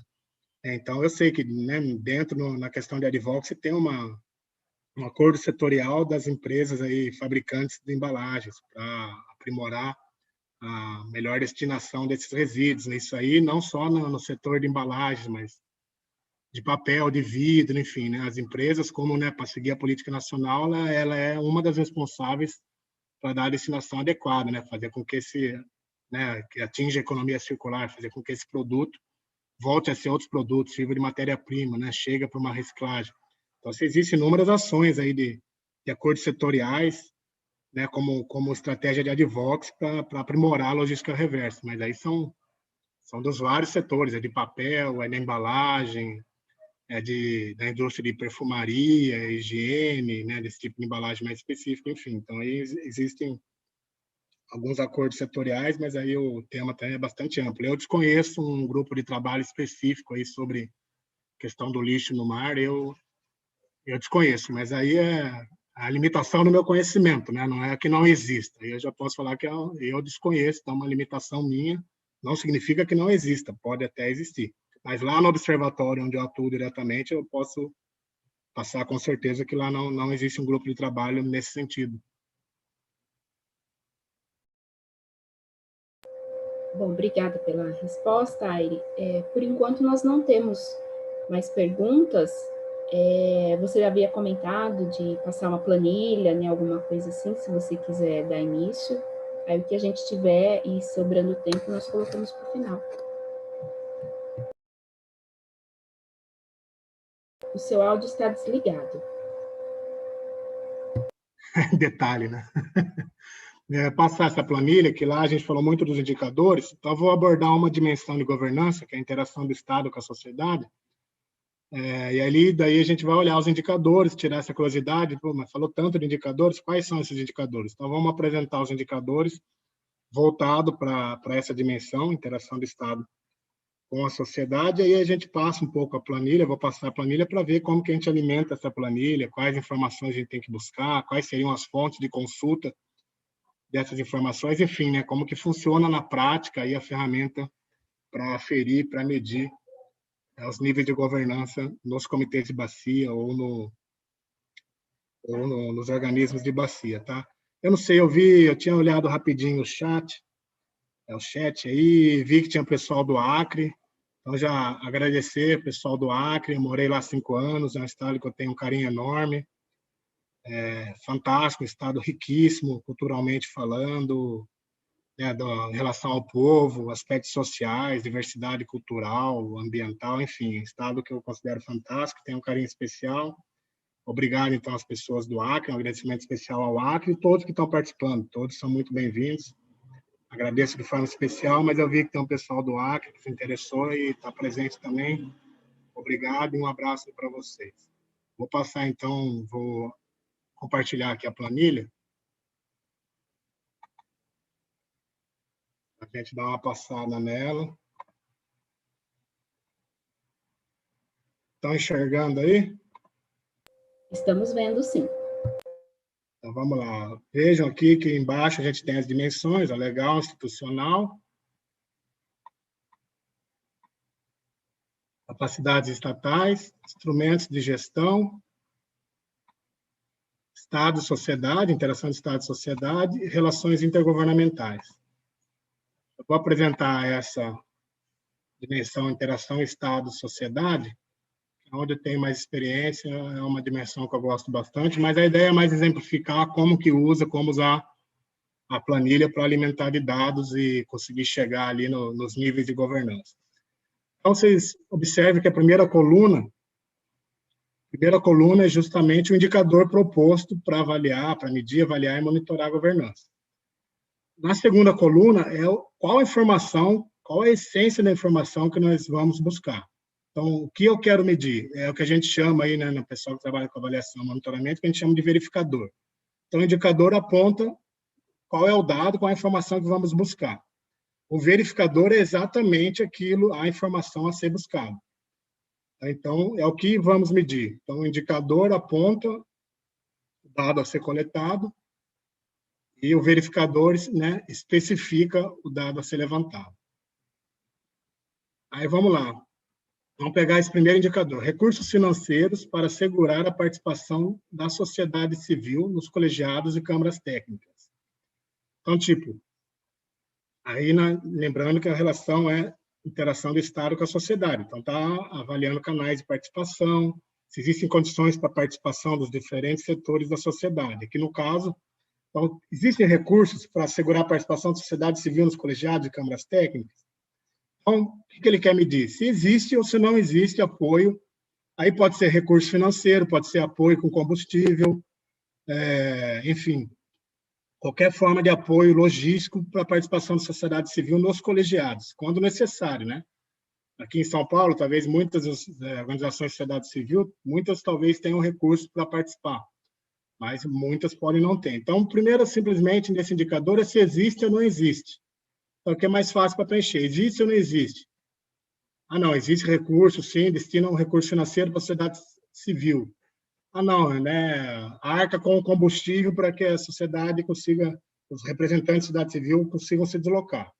Então, baseado nessa resposta, isso aí por isso que é importante fazer com os grupos que já atuam em organismos de bacias, ou aqueles que, né, em comissões ainda que não são comitês de bacias, mas aqueles grupos colegiados que tratam da gestão de água naquela bacia hidrográfica, que eles já estão por dentro do assunto, eles sabem ali se tem esse tipo de apoio ou não. Então, aqui é basicamente responder sim ou não. Então, aqui, aí, se tem esse tipo de apoio, aí vai muito da percepção do grupo que vai estar alimentando. Não, existe recurso, eles pagam, tiram um recurso para ir. Pô, eu acho que esse indicador está plenamente atendido. Então, a gente vem aqui e coloca um xizinho no plenamente.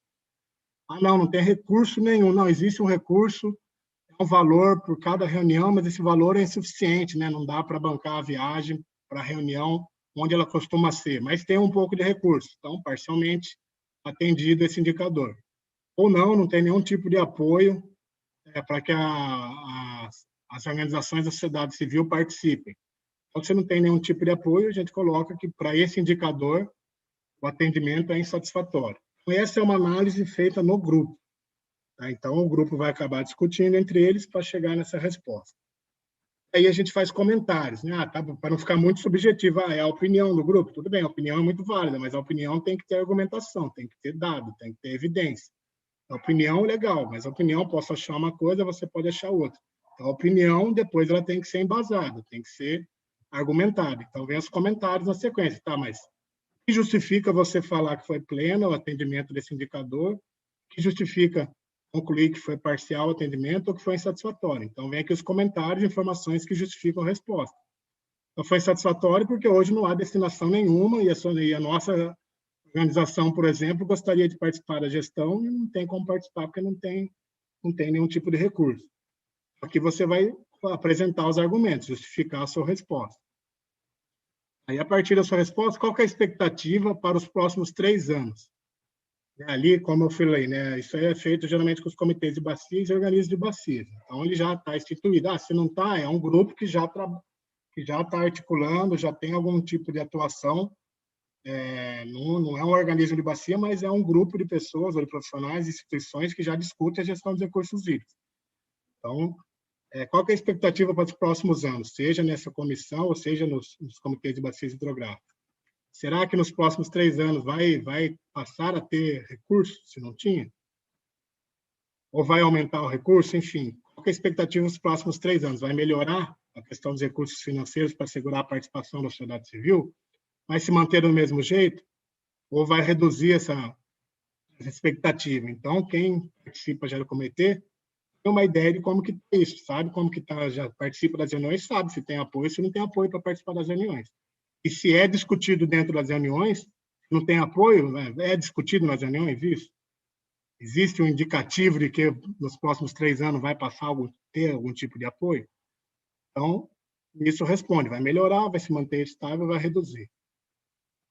Aí, no final, como para ficar muito subjetivo também, qual o nível de consenso na avaliação? Pô, o grupo são 5 pessoas, todos concordam. Todos deram a mesma resposta. Então, o nível de consenso na avaliação desse indicador foi forte. Tem 5 pessoas, 3 pessoas, 4 pessoas concordaram com a resposta, 1 ou 2 não concordaram. É um nível de consenso aceitável. Essa resposta que a gente colocou, mas só temos 2 pessoas que concordam. Os outros têm 3 respostas totalmente diferentes. Mas foram 2 que chegou nesse consenso, os outros 3 uma diferente da outra. Então, a resposta com maior consenso foi de 2 pessoas. Foi a resposta dada, mas existe pouco consenso.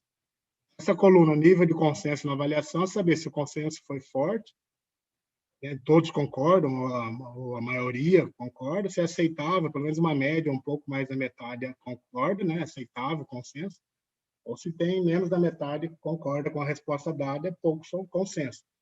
E no final também é subjetivo, mas é interessante ter essa escala, para a gente e depois usar estatística, usar modelos aí de auxílio à tomada de decisão, para chegar a dar uma nota final no nível de governança, não só desse, né, aqui a nota para o nível de governança do indicador, mas depois, com essa escala de 0 a 10, a gente tendo notas para vários indicadores, a gente consegue usar modelos de auxílio à tomada de decisão, está um pouco de estatística também, para a gente conseguir gerar uma nota para o indicador, para a dimensão de governança e interação do Estado e sociedade, não só nota para cada um dos indicadores, mas isso ainda não é feito hoje, isso ainda seria ainda um método a ser construído, até uma ideia que eu tenho, mas ainda está na fase de ideia, ainda tem que elaborar um projeto de pesquisa para tentar propor isso. Mas isso já está em mente, ainda não tem nada construído, mas eu já sei que é possível. Tem até um artigo escrito que a gente fez uma simulação sobre isso. Então, essa nota aqui, você vai falar, é subjetiva, da cabeça de quem está preenchendo. Mas é da cabeça de quem está preenchendo e que tem em relação com a realidade da gestão na bacia hidrográfica. Então, é subjetivo, mas tem essa importância. E dando essa escala de 0 a 10, a gente consegue trabalhar, como eu disse, modelos de auxílio à tomada de decisão, estatística, para poder chegar numa nota final de acordo com o que esses participantes consideram mais importante, mais relevante para medir governança. Mas, enfim, esse é um assunto mais complexo, seria aí pauta de uma outra palestra e ainda a ser desenvolvido também como pesquisa, como testes. Então, vamos aqui para exemplificar. Outro segundo indicador. Então, vejam já, o segundo indicador, mapeamento de projetos e ações implementados por outros setores, ONGs, academias, usuários, voltados para a gestão da água. Então, esse comitê de bacia ou esse organismo de bacia, existe ou não essas ações? Existe esse mapeamento, né? A Secretaria Executiva, a diretoria do comitê, ela tem ideia das ações implementadas por outros setores, por ONGs, universidade ou setores usuários na bacia, nesse comitê, na região que abrange esse comitê? Ele tem esse mapeamento? Existe ou não existe ações? As ações, se existe, não, né? Não, eu sei que aquela organização não governamental faz ação voltada à gestão de água, aquela associação que representa o setor aí de saneamento, também eu sei que faz, mas... Então tá, existe, eu sei que existe, mas elas estão mapeadas, vocês têm... Não, eu sei dessas duas aí, porque de alguma forma eu soube. Mas então, se existe, legal. Então já é um ponto que foi atendido aqui no indicador, é o verificador. É a informação que nós vamos buscar, na segunda coluna. Então, se existe, legal, já está atendendo parcialmente esse indicador. Mas eu sei quais são, eu sei que existe, mas não tenho noção quais são, elas não estão mapeadas. Então, eu estou atendendo só o verificador 2.1, não estou atendendo 2.2, ou não. Existe e a gente sabe quais são elas, estão mapeadas. Então, já estou atendendo de verificador 2.1, 2.2. E essas ações, além de estar mapeadas, são vinculadas às metas dos planos de bacia, ou seja, essas organizações setoriais, ONGs, universidades, ou de setores usuários, elas conseguem relacionar as ações que executam com as ações previstas no plano de bacia. Lembrando que o plano de bacia, podemos falar de maneira aí, bem simples, que ele é o plano diretor para a gestão das águas no organismo de bacia. Então, por exemplo, para você utilizar recursos da cobrança pelo uso da água, cobrança do uso da água só vai liberar recurso para aquelas ações previstas nesse plano de recursos hídricos, no plano da bacia, no plano de bacia hidrográfica. Então, é interessante, né? Você quer captar recursos, sendo uma organização que quer trabalhar a gestão de água, é importante você ter conhecimento das ações dos programas, projetos e ações previstos no plano de bacias, pelo menos se você quiser acessar recursos da cobrança pelo uso da água. Então, para esse indicador, mapeamento de projetos e ações implementados por outros setores sobre gestão das águas na bacia, então, se só, vamos dizer, eu sei que existe, mas não faço ideia quais são as ações. Então, você atendeu um de três verificadores. Então, a gente pode falar um de três, que o atendimento é insatisfatório, ou não existe, está insatisfatório, ou existe, mas não faço ideia, insatisfatório. Então, existe e as ações estão mapeadas, né? No âmbito aí do comitê, secretaria executiva, diretoria, sabem quais são. Então, existem e são mapeadas, já passa para o nível parcialmente atendido em relação a esse indicador. Então, a gente sabe que estão mapeadas e vamos, sei lá, fazer uma consulta a essas organizações, ou essas organizações divulgam relatórios aí avaliando essas ações, enfim. A gente consegue saber quais são as ações específicas para comparar lá com as ações previstas no plano de bacias. Não, são ações vinculadas e previstas no plano de bacias? Sensacional. Então, para esse indicador, atingiu os 3 verificadores, então, atendimento pleno. Então, assim que vai preenchendo, né? Você vai vendo se o atendimento é insatisfatório, parcial ou pleno. Sempre olhando para os verificadores. O indicador norteia a busca dos dados e os verificadores é aquela informação específica que você vai buscar para alimentar o indicador com um dado de interesse. Tá, agora vocês vão falar, mas nossa, onde que eu encontro essas informações? Geralmente as fontes de informações, Comitê de Bacia Hidrográfica, pode ser o relatório, quando tem relatório de situação de recursos hídricos, que é basicamente uma avaliação da gestão das águas nesse organismo, pode ser as deliberações ou resoluções, né? As decisões tomadas pelo comitê, pode ser as deliberações, resoluções, decisões do Conselho Estadual de Recursos Hídricos, que é uma instância maior, pode ser os relatórios lá de conjuntura dos recursos hídricos da Agência Nacional de Água, que eles fazem avaliação também por comitês.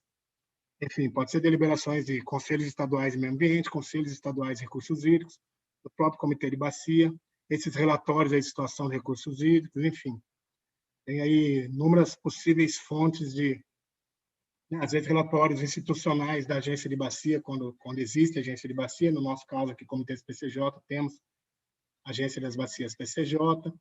Você tem diversas possibilidades de fontes de consulta para alimentar. O próprio site dos órgãos gestores, órgãos ambientais, Secretaria de Meio Ambiente, Secretaria de Recursos Hídricos, da AE, no caso aqui, que é os órgãos que liberam a outorga no Estado, a Agência Nacional de Água, então, nos sites, então, os relatórios.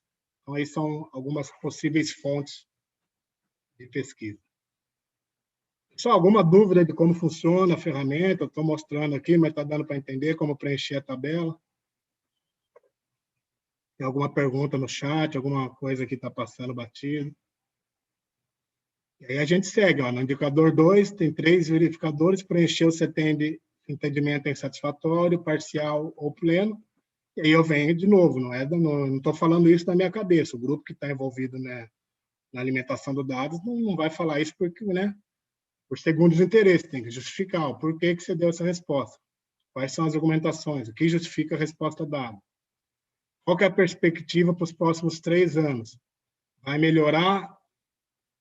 Vamos supor que só existem ações. Tem perspectiva, são abordadas nas reuniões ali o mapeamento das ações existentes? Então, qual que é a perspectiva para os próximos 3 anos? Vai melhorar o atendimento desse indicador? Vai permanecer na mesma ou vai reduzir? Como que a resposta dada foi dada em consenso pelos participantes do grupo? Não. Ou foi ou não foi? O consenso é forte, que a grande maioria, ou todos são consenso, foi unanimidade? É um consenso aceitável, mais de 50%? Ou não, pouquíssimo consenso, menos de 50%? E depois dá uma nota para o atendimento desse indicador. Na opinião desse grupo, qual que seria uma nota entre 0 a 10? Repito, né, 0 a 10 vai ser uma nota subjetiva, mas essa é importante para depois a gente poder fazer várias outras análises multicriteriais, poder trabalhar estatística e rodar alguns modelos para auxiliar a tomada de decisões. Aí a parte mais de fundamento de pesquisa. Vamos mostrar aqui um terceiro indicador, ainda nessa dimensão interação do Estado com a sociedade. Então, qual é a capacitação para a participação nos colegiados? Então, diversos atores sociais, eles têm a capacidade para ter uma participação ativa e efetiva nos colegiados, seja nos conselhos estaduais, no Conselho Nacional ou nos comitês de bacias. Então, o único verificador, a informação específica a ser buscada é a existência e a implementação de programas de capacitação para os membros do colegiado. Então, os membros do colegiado, existe programas para capacitá-los? Ou pode até não ser o programa do comitê, mas pelo menos o comitê divulga. Hoje, por exemplo, a Agência Nacional de Águas tem um projeto de capacitação enorme, tem inúmeros cursos para capacitação e gestão de recursos hídricos no Brasil. Então, gratuito, qualquer pessoa que tenha interesse pode entrar no site da Agência Nacional da Água, existe um projeto de capacitação sobre recursos hídricos. Então, o comitê divulga? Não, eu não tenho um programa dentro do comitê, mas eu posso divulgar os programas existentes na Agência Nacional de Água. Tem também um programa da chamado Procomitês, é justamente um programa para capacitar os membros dos colegiados das políticas de recursos hídricos. Então, né, de repente, você pode buscar participar desse programa da Agência Nacional de Água chamado Procomitês. Então, existe? Existe o programa de capacitação, os membros participam? Não, existe, mas...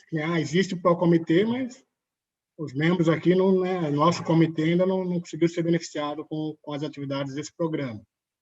Então, a questão da implementação. Então, aqui daria para dividir, né, a existência e a implementação, né, do programa de capacitação para os membros do colegiado. Então, baseado nisso, na existência e na implementação, a gente vai definir se o atendimento desse indicador é pleno, parcial e satisfatório. Aí, de novo, tá? A resposta não é dada da cabeça. Tem que ser dada, mas justificar a resposta. Então, não, existe, mas ainda não fomos beneficiados. Não, depende só da gente se inscrever. Não, aqui tem, a gente está em busca aí, a Secretaria Executiva do Comitê está em articulação com a Agência Nacional de Água para implementação futura aí do Procomitê, desse comitê específico. Então, baseado nos comentários da resposta e na resposta dada, a gente vai analisar a expectativa para os próximos 3 anos. Vai melhorar o acesso dos membros aos comitês às capacitações existentes? Elas vão funcionar? Baseado nisso, a gente vai ver, né, vai responder, quem está aí, o grupo que está avaliando, vai responder se existe uma perspectiva de melhoria, de manutenção ou de redução no atendimento a esse indicador específico, indicador que é o indicador 3. Depois é a questão do grau de consenso. Se existe um consenso forte, pouco consenso, ou é um consenso aceitável na resposta do grupo. E, por fim, novamente, a nota desse grupo de 0 a 10 para o atendimento desse indicador específico. Então, perceba, conforme vai alimentando, no final, lá com a nota, com a resposta dada, com a argumentação, com a perspectiva para os próximos 3 anos, com o grau de consenso, com a nota dada lá, né, a nota numérica dada lá no final, você começa a perceber quais são as lacunas, onde precisa melhorar, onde não precisa, onde manter está bom, onde não precisa melhorar e onde principalmente precisa melhorar. Então, você consegue começar a ter um retrato dos níveis de governança para cada uma das dimensões naquele organismo de bacia. Então, a partir daí, você vai ter um retrato de como é a governança hoje, né? Então, a partir desse retrato, consegue identificar as principais lacunas de governança hoje e, a partir das principais lacunas, né, onde que eu posso buscar recursos para melhorar essas lacunas. Não, peraí, não tem como melhorar tudo de uma vez, vou precisar priorizar. Então, vamos elaborar um plano de ação, ver quais são as principais lacunas, ou às vezes não são nem as principais, aquelas mais simples de ser resolvidas a curto prazo. Então, a partir desse olhar, desse retrato, que a alimentação dos indicadores traz, consegue auxiliar as decisões a serem tomadas na questão de priorizar quais ações vão ser realizadas ou onde vamos buscar recursos, para qual tipo de ação, para ter um plano de ação e priorizar a melhoria da governança que, com o tempo, vai progressivamente resultar em melhoria da eficiência da gestão dos recursos hídricos e cumprimento das políticas desses recursos naturais. Vou passar mais um, antes, porque eu sei que tem um tempinho aí para fechamento, e também é para o pessoal da escola passar o questionário, acho que depois vai também por e-mail para responder, mas antes da gente fechar, vamos dar mais um exemplo, mais um indicador 4. Colegiado, seja comitê de bacias, conselhos estaduais ou conselho nacional, e Câmara Técnica, adotam dinâmicas e metodologias que promovam a convergência de decisões, implementação dos instrumentos de gestão e outros objetivos da política. Então, aí a existência de processos metodológicos para decisões em consenso. Existe alguma metodologia de participação social que vise o consenso? Algum processo específico? Geralmente é mais difícil acontecer isso dentro dos comitês, né? Questão de tempo e tudo mais, mas existem possibilidades, existem técnicas, existem instrumentos para processos mais participativos na tomada de decisão. Então, existe ou não existe? Se existe, elas são implementadas? Não, o grupo, esse comitê já é bem avançado, existe até uma capacitação que eu fiz há um bom tempo atrás, ainda morava no Acre, que é metodologias para promoção de participação social. Então, é justamente o que está tratando desse indicador. bem interessante, era um curso que estava disponível, ele era semipresencial, né? Uma parte era presencial, outra parte online. Foi bem interessante, eu fiz na época que morava no Acre ainda. Então, existem metodologias participativas que estimulam a participação social e vislumbram ali consensos, né? Então, existe, às vezes, o comitê avançado que já passou por uma capacitação desse tipo, conhece, então sabe que existe, mas ela nunca foi implementada, né, para as decisões do comitê. Então, aqui também dá para dividir em 2 verificadores. Aqui está um, existe ou não, né, mas e aí? Ela existe? Se eu for só analisar a existência, tá bom, existe, os membros conhecem, então, atendimento pleno. Eles conhecem, mas nunca foi implementado, então, o indicador não está sendo atendido plenamente, existe, mas não foi implementado. Então, na prática, os colegiados não estão adotando essa dinâmica mais participativa, essa metodologia mais participativa. Então, existe, o pessoal tem conhecimento, mas não foi adotado. Então, é parcial, atendimento parcial. Aí, de novo, argumento a resposta, tem que ter justificativa as respostas, para não ficar muito subjetivo. Expectativa aí para os próximos 3 anos, nas discussões, nas reuniões, percebe que vai melhorar, vai ser implementado, ou se não existe, o pessoal vai passar por capacitações, saber quais são as possibilidades ou não, se já existe, se tem perspectiva de serem realmente adotadas. Enfim, expectativa para os próximos 3 anos, a melhoria no atendimento desse indicador vai ser mantida da mesma forma, a perspectiva, ou não, vai ser reduzido ainda. Depois, do mesmo jeito, qual que é o grau de consenso, se é forte, se é pouco consenso, ou se é um consenso ali considerado aceitável, e depois também a nota a ser dada para o atendimento desse indicador específico. Então, pessoal, é mais para a gente ilustrar, né? Não falamos bastante de indicadores, então aqui entramos em 4 indicadores para essa dimensão de governança, interação do Estado com a sociedade. Para vocês terem uma ideia, são um pouco mais de 50 indicadores, considerando as 5 dimensões de governança. Pode parecer exaustivo, mas o pessoal que trabalha em comitês, em organismos de bacia, já tem mais familiaridade com a temática. Para eles não é tão complicado achar essa informação, buscar essa informação, então é um exercício, digamos, que não tão doloroso. Então, acho que é isso, né? Tentei mostrar um pouco da ferramenta de aferição, claro, que só mostramos alguns indicadores de uma dimensão. Fico aí também para mais algum questionamento, mais alguma pergunta. E passo novamente aí para a Silvia, para a Ana, para a gente fazer esse final de interação, fechamento, e também para elas darem aí as explicações do questionário de avaliação, como que vai proceder. Obrigado mais uma vez pela paciência, pela participação, e continuo à disposição. Aire, só um minutinho antes da gente fazer o fechamento, como você comentou, nós estamos com bastante participantes do Acre, né? E aí surgiram 2 perguntas no YouTube referentes a esse estado. Perguntou se você sabe dizer sobre a situação e logística da governança das águas no Acre. Olha, eu vou até, para eu falar assim muito específico, é um assunto bem complexo, mas assim, claro, existem avanços. Eu acho que o Acre é referência na questão de gestão de riscos ambientais, gestão de riscos, gerenciamento de desastre, mas aquela política, né, que tem relação com a política de água, né, a política de proteção e defesa civil. Mas por que você está falando? Está desviando o assunto? Não, porque a maior ocorrência de desastre no Brasil é por excesso de água, é por falta de água. Então, não dá para fugir da política de proteção e defesa civil, tem relação direta, total, com recursos hídricos. Então, na minha opinião, eu vi, quando eu morei 5 anos no Acre, eu vi que lá funciona uma comissão estadual de gestão de riscos ambientais. Existe uma articulação entre os órgãos ali, né? No caso das inundações, que se repete praticamente a todo ano. Então, assim, eu considero até, lógico, tudo tem pontos a serem melhorados, mas eu considero uma boa referência na gestão de riscos ambientais, gerenciamento de risco, de gestão de desastres. Na questão específica da política de recursos hídricos, eu acho que na questão da descentralização e participação existem pontos a melhorar. Não existe ainda comitê de bacia hidrográfica instituído oficialmente por um decreto do Estado, ou seja, né, a descentralização da gestão ainda não chegou na bacia hidrográfica. A gestão dos recursos hídricos no Acre ainda está no âmbito estadual.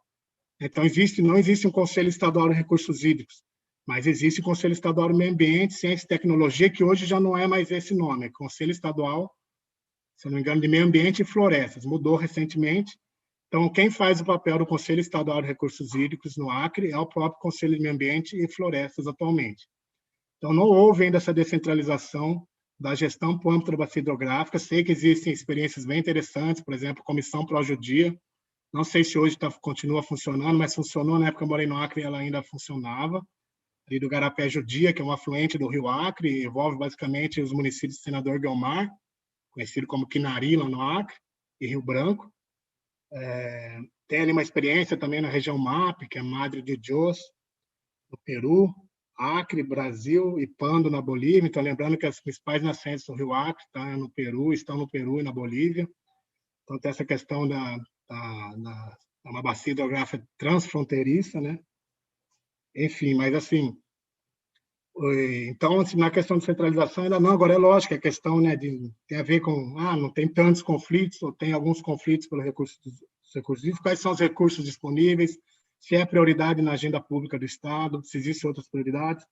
Agora, dá para aprontar avanços também, por exemplo, existe hoje, em relação aos instrumentos de gestão, se não me engano, é o IMAC, Instituto de Meio Ambiente do Acre, hoje eles que trabalham a questão da emissão de outorgas, né, autorização para captação de água, diluição de esgoto nos corpos hídricos acreanos. Então, hoje tem institucionalizado a emissão de outorgas pelo Instituto de Meio Ambiente do Acre.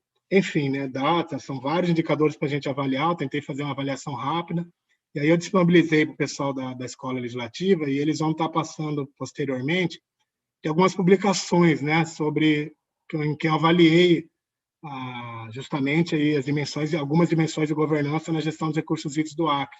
Então, tem 2 capítulos de livro, tem um artigo também que escrevi junto com outros coautores, que faz justamente essa avaliação de qual o estado atual do Acre em relação a algumas dimensões de governança, basicamente interação do Estado com a sociedade, essa questão da participação e descentralização e a implementação dos instrumentos de gestão.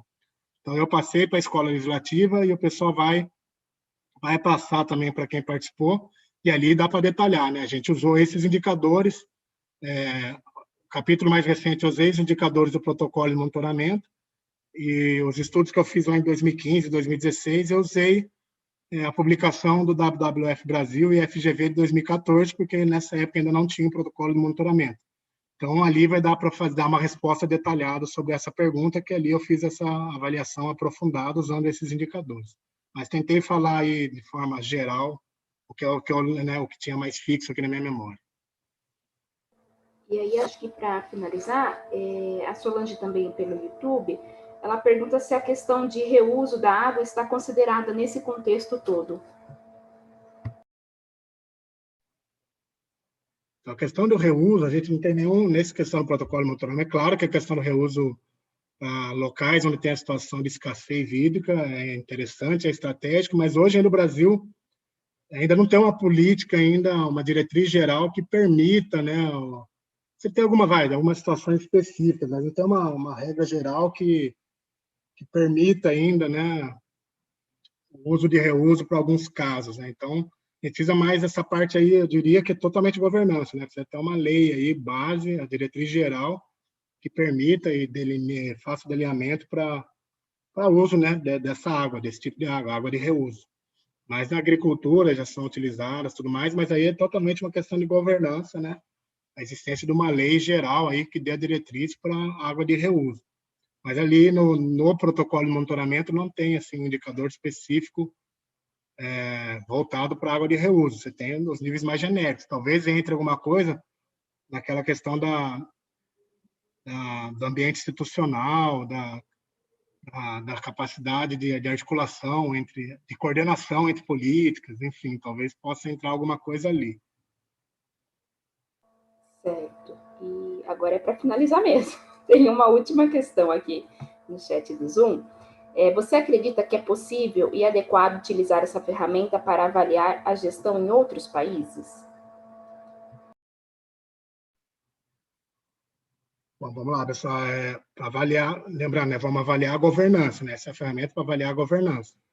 A gestão são outras, talvez uma dimensão aí da implementação dos instrumentos de gestão avalie de alguma forma a gestão. Só que aí é por causa da política nacional, né? A gente está falando dos instrumentos de gestão da política nacional que todos os locais no Brasil devem seguir. Então, essa é uma ferramenta de aferição assim, que a gente considera excelente para monitorar a governança no Brasil. Não que ela não possa ser utilizada em outros países, mas aí nós vamos ter que fazer as devidas adequações, adaptações, entender como funciona o sistema de gerenciamento dos recursos hídricos nesses outros países. E aí, claro, fazer uma adequação dos indicadores, que vão ter diferenças, né? Então, primeiro vai ter que analisar o sistema de gerenciamento dos outros países. Agora, tem muito da essência dos indicadores pode ser replicado. Agora, ele precisa entender mais, né, detalhar mais, se aprofundar no sistema, como funciona, quais são as principais leis, diretrizes, fundamentos, princípios das políticas e como funciona o sistema nos outros países, para a gente ver onde necessita de adaptações. Mas é uma ferramenta que pode ser replicada, claro, mas sempre pensando nas especificidades, particularidades de cada região. Então, assim, sim, desde que sejam feitas essas análises e adequações necessárias. Não dá para sair replicando em todo mundo, mas ela pode sim ser utilizada com suas devidas adequações. Perfeito. Acho que agora a gente pode encaminhar para o encerramento. Silvia, você gostaria de fazer o fechamento? Não, já estamos, né, 11 horas, que bacana, hein? Foi uma manhã super intensa e produtiva aí, embora o assunto seja bem específico, tá na sala quem realmente gosta, entende, tá até internacional, né, você viu? A Acre aí. O bom do Zoom é isso, né? O bom de fazer pela internet é isso, que dá para passar para várias pessoas, né? Várias pessoas participam, né? Vários locais, e deu para ver, né, com a explicação do Aire aí, relativo à governança do Acre, como o Brasil está diferente ainda, né, nos níveis ainda de organização dessa questão da água, saneamento.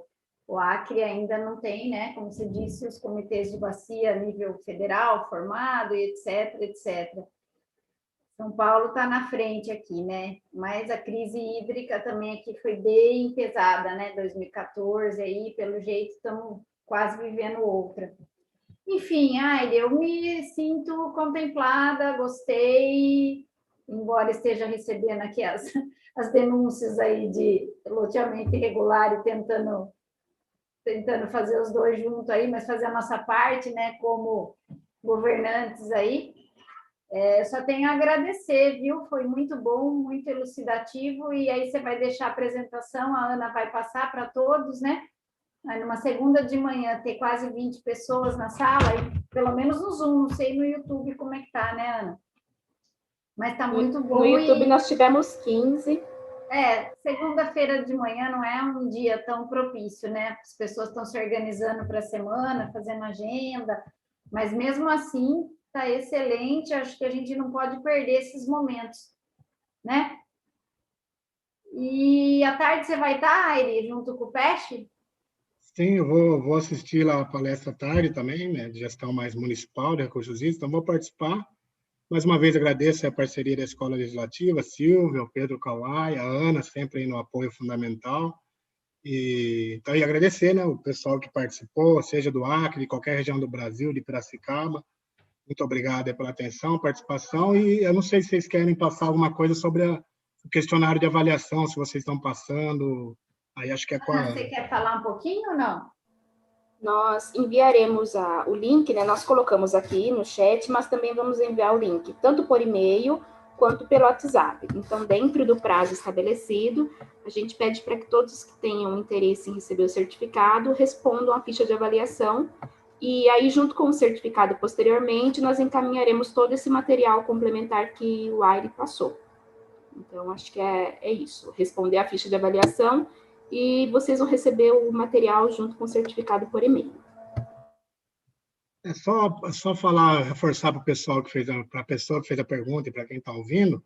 Então, nesse material que vai ser passado, coloquei algumas bibliografias, artigo e capítulo de livro. Nesses artigos, capítulo de livro, 3 deles, 2 capítulos de livro e um artigo, é justamente uma avaliação da governança no Acre, baseado nos indicadores, tá? Então, quem quiser detalhar e aprofundar, né, não tinha como eu aprofundar aqui, ali vai dar para se divertir bastante aí olhando essas publicações, que ali está bem detalhado. Beleza, obrigada, então, mais uma vez, Aire. Lembrando, então, que à tarde nós temos a roda de conversa, né? Talvez também vai ser um pouco interativa, desafios da gestão dos recursos hídricos no município às 15 horas, tá? Espero todos vocês, vamos fazer jus a esse Dia da Água nessa participação aí, nessas palestras. Obrigada mais uma vez, gente. Obrigada, até mais. Tchau, tchau. Obrigada, Ana. Obrigado, até mais. Obrigada.